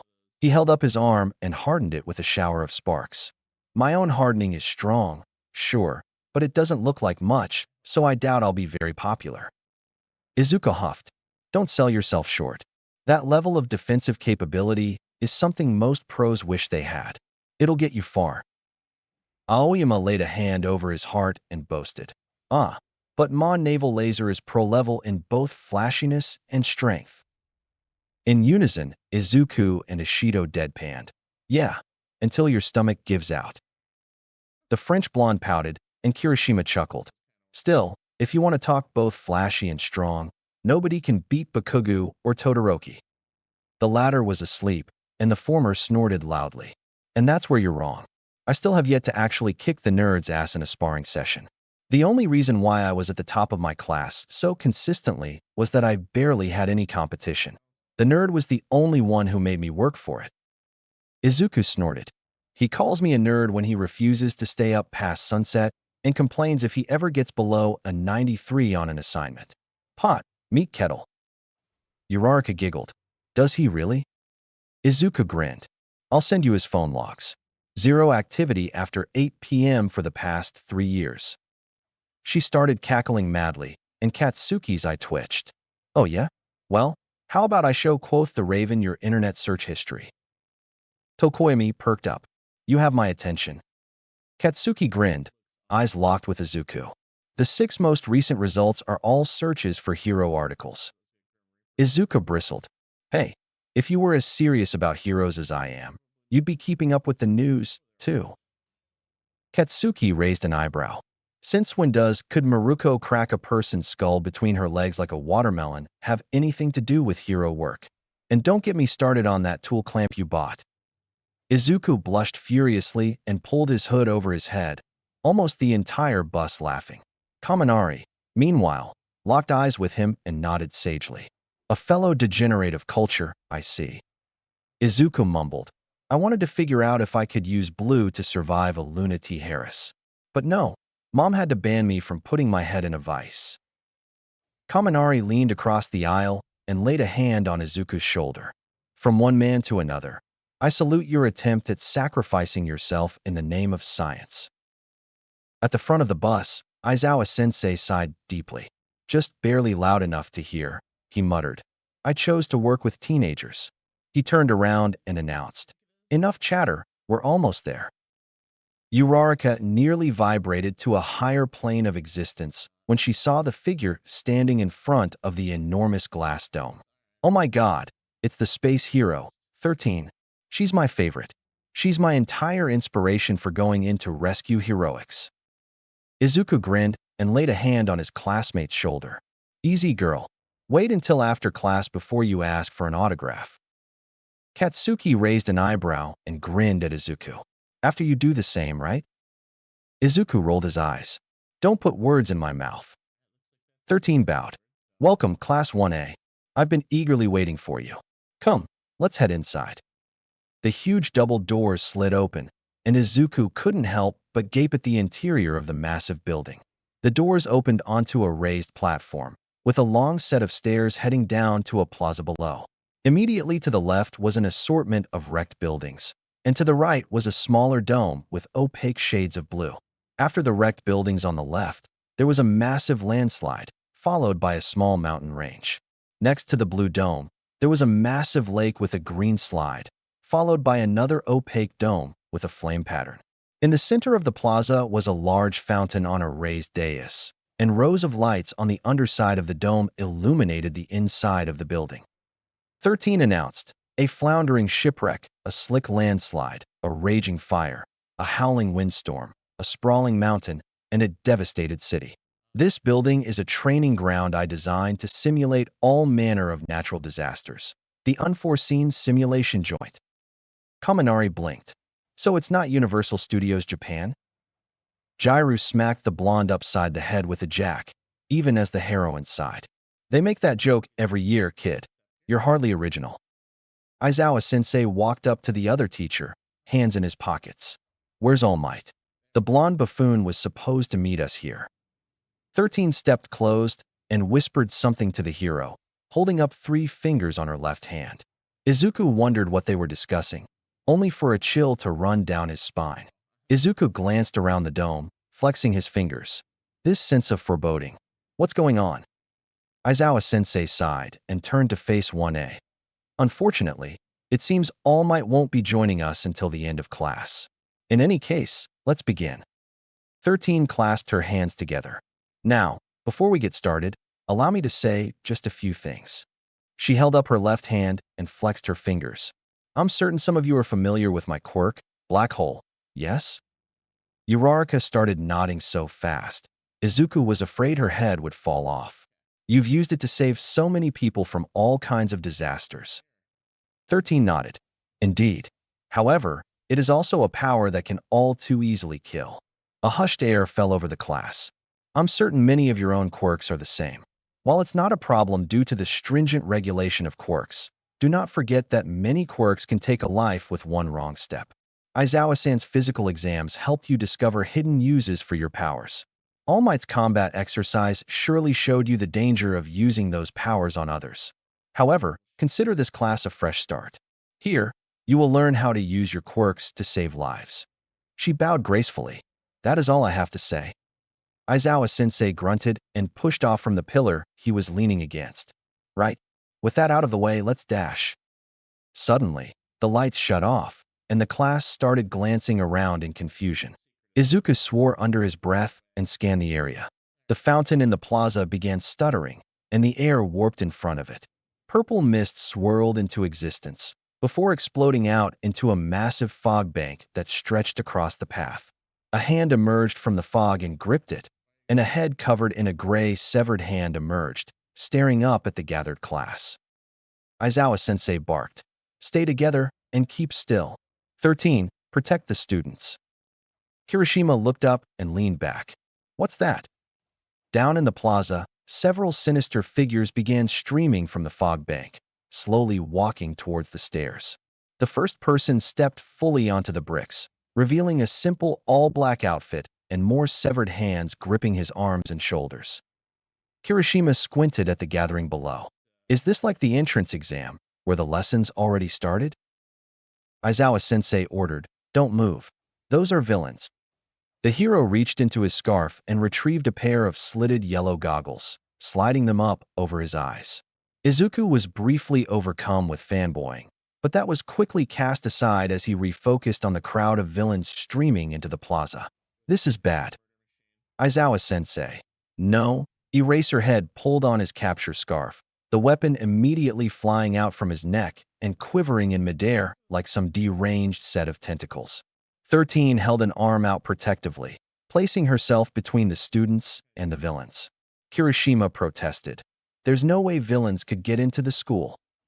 Yaoyorozu pushed forward to the front of the pack. Sensei, what about the intruder sensors?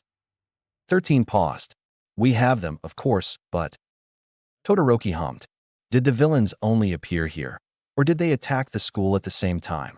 Either way, if the sensors aren't responding, then someone's quirk is jamming them.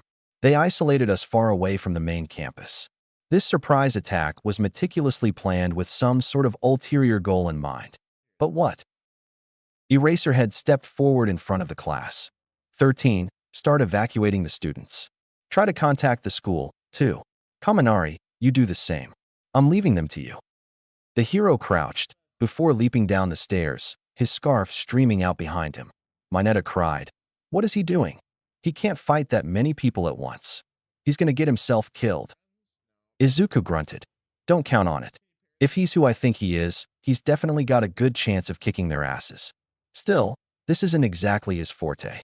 His specialty is a one-on-one fight, or a sneak attack from behind. Large crowds aren't his style.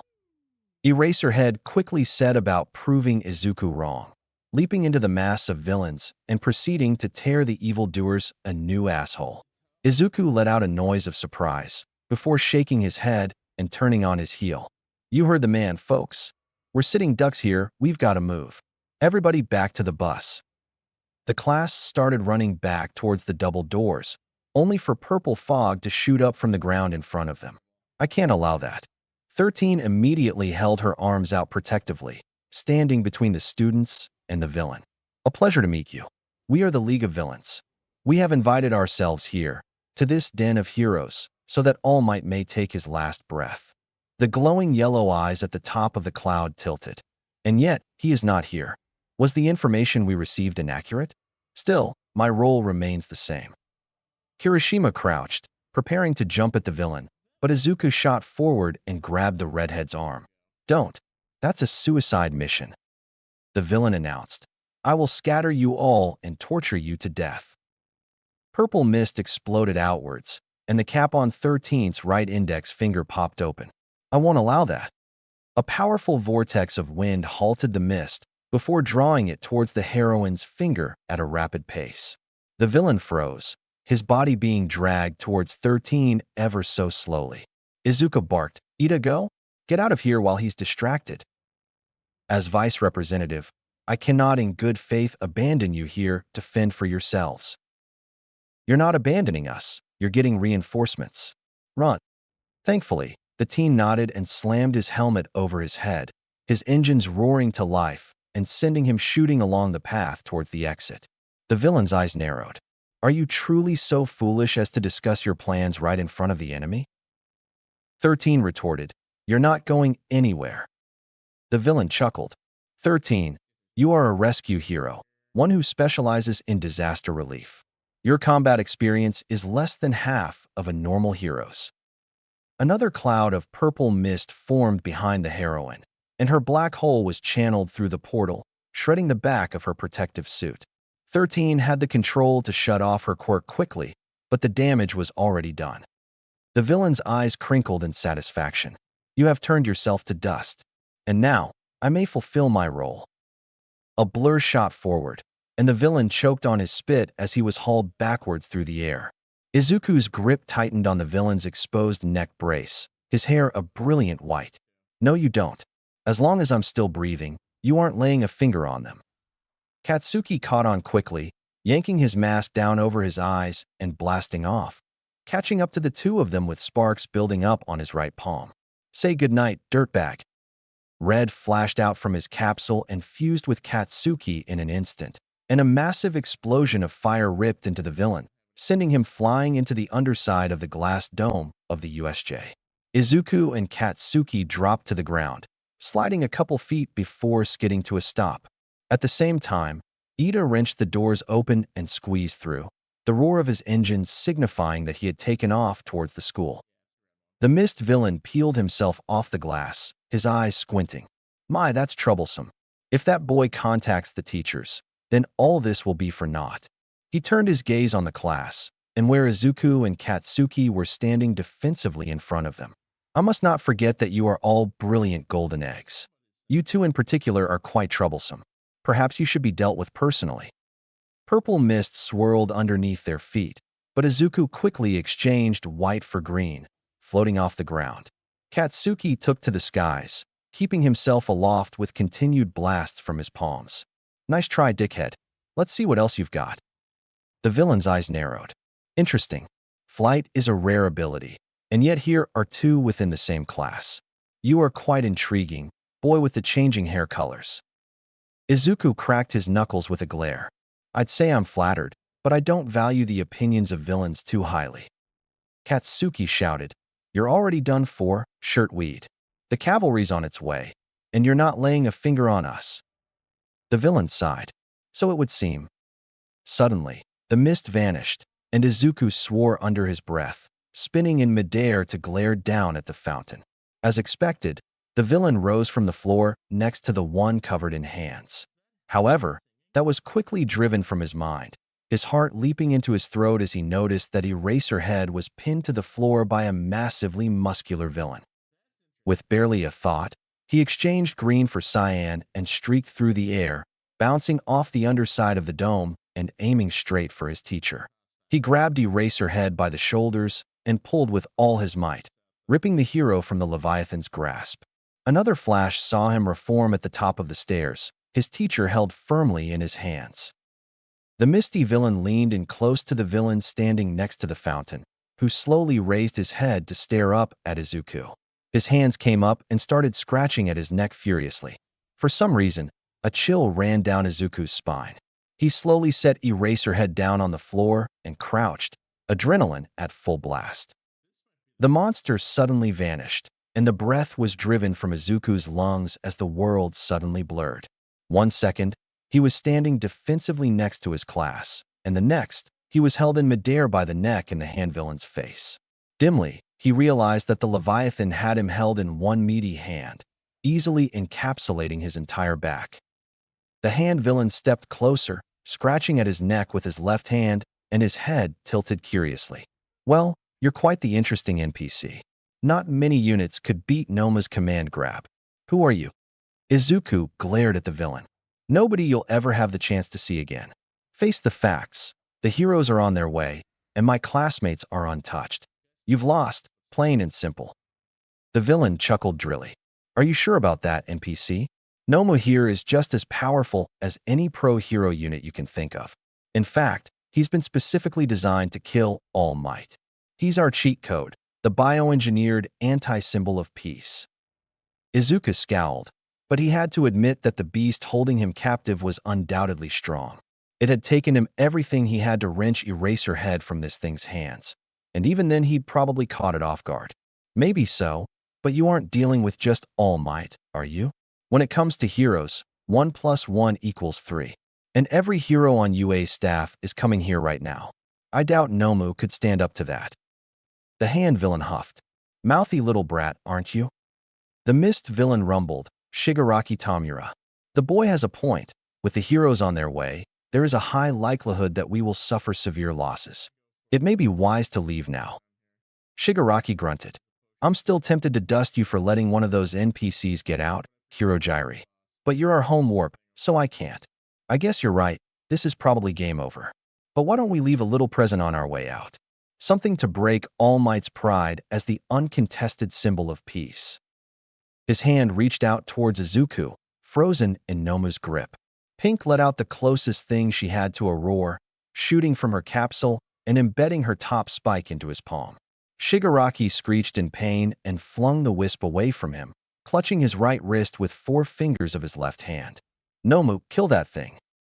Izuku dropped to the ground as the monster released him, flashing across the bricks and grabbing Pink in one massive hand.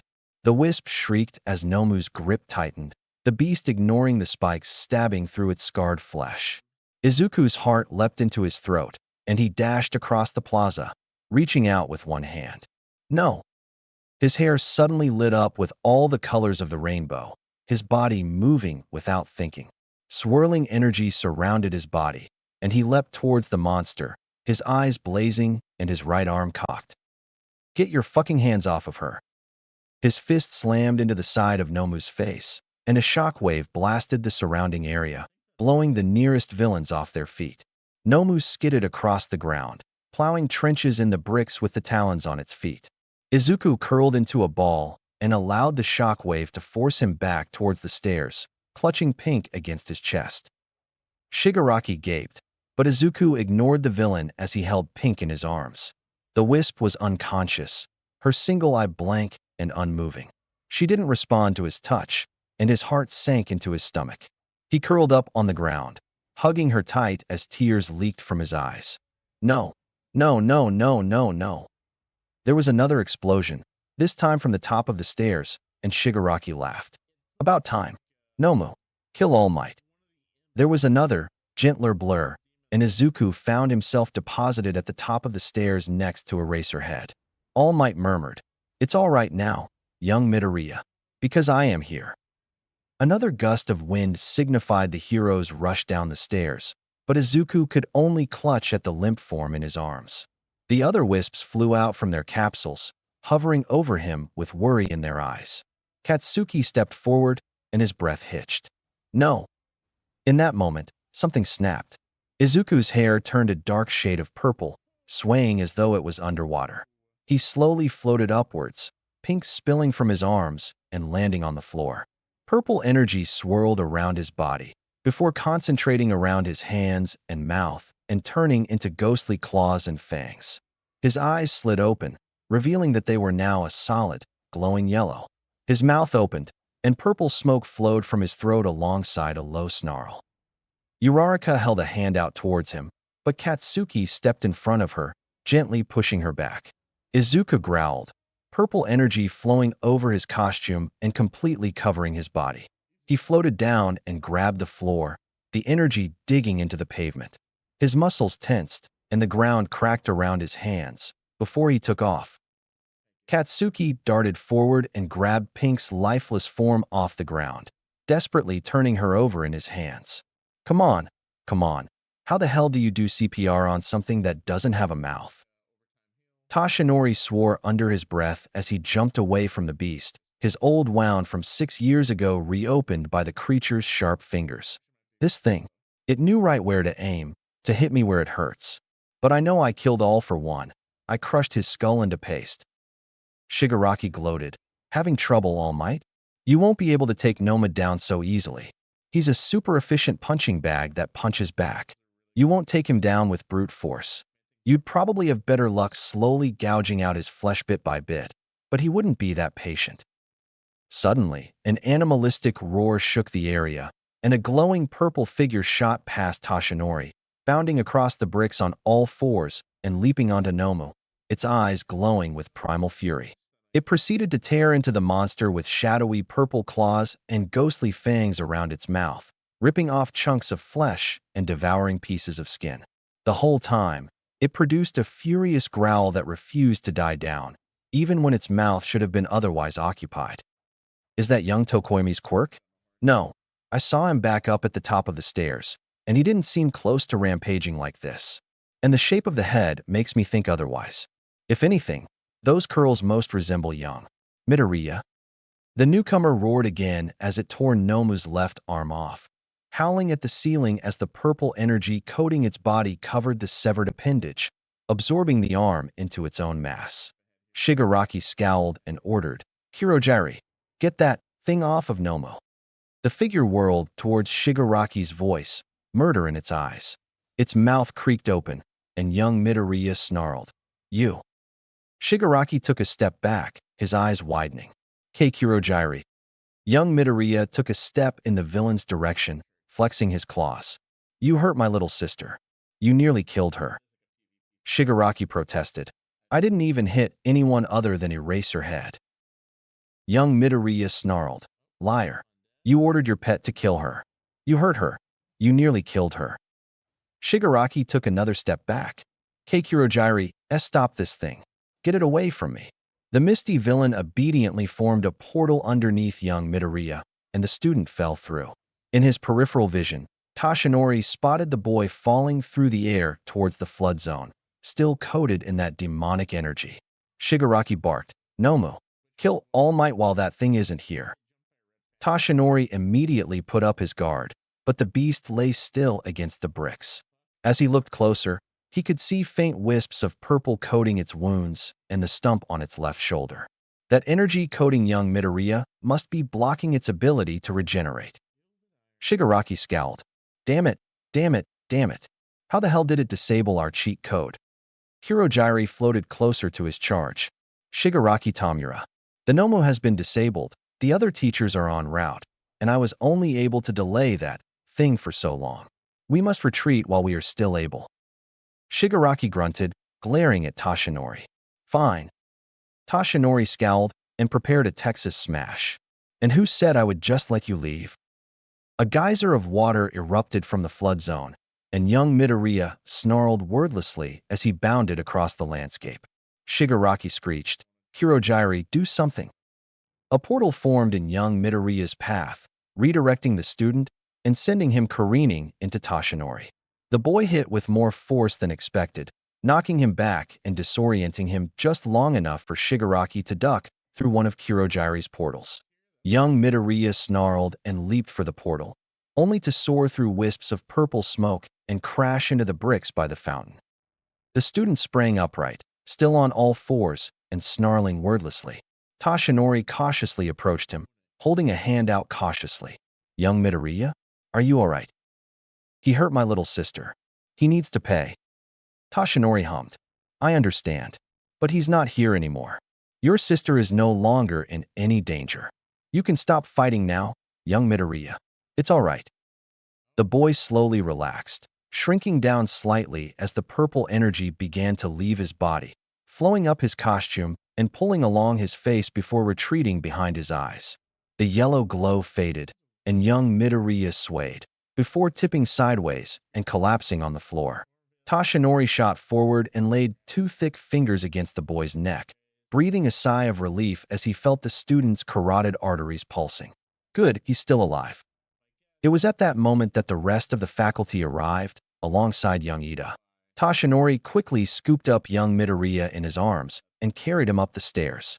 When he reached the gathered students, he cursed under his breath when he saw that the pink wisp was carefully laid out on the ground, its singular eye blank and unmoving.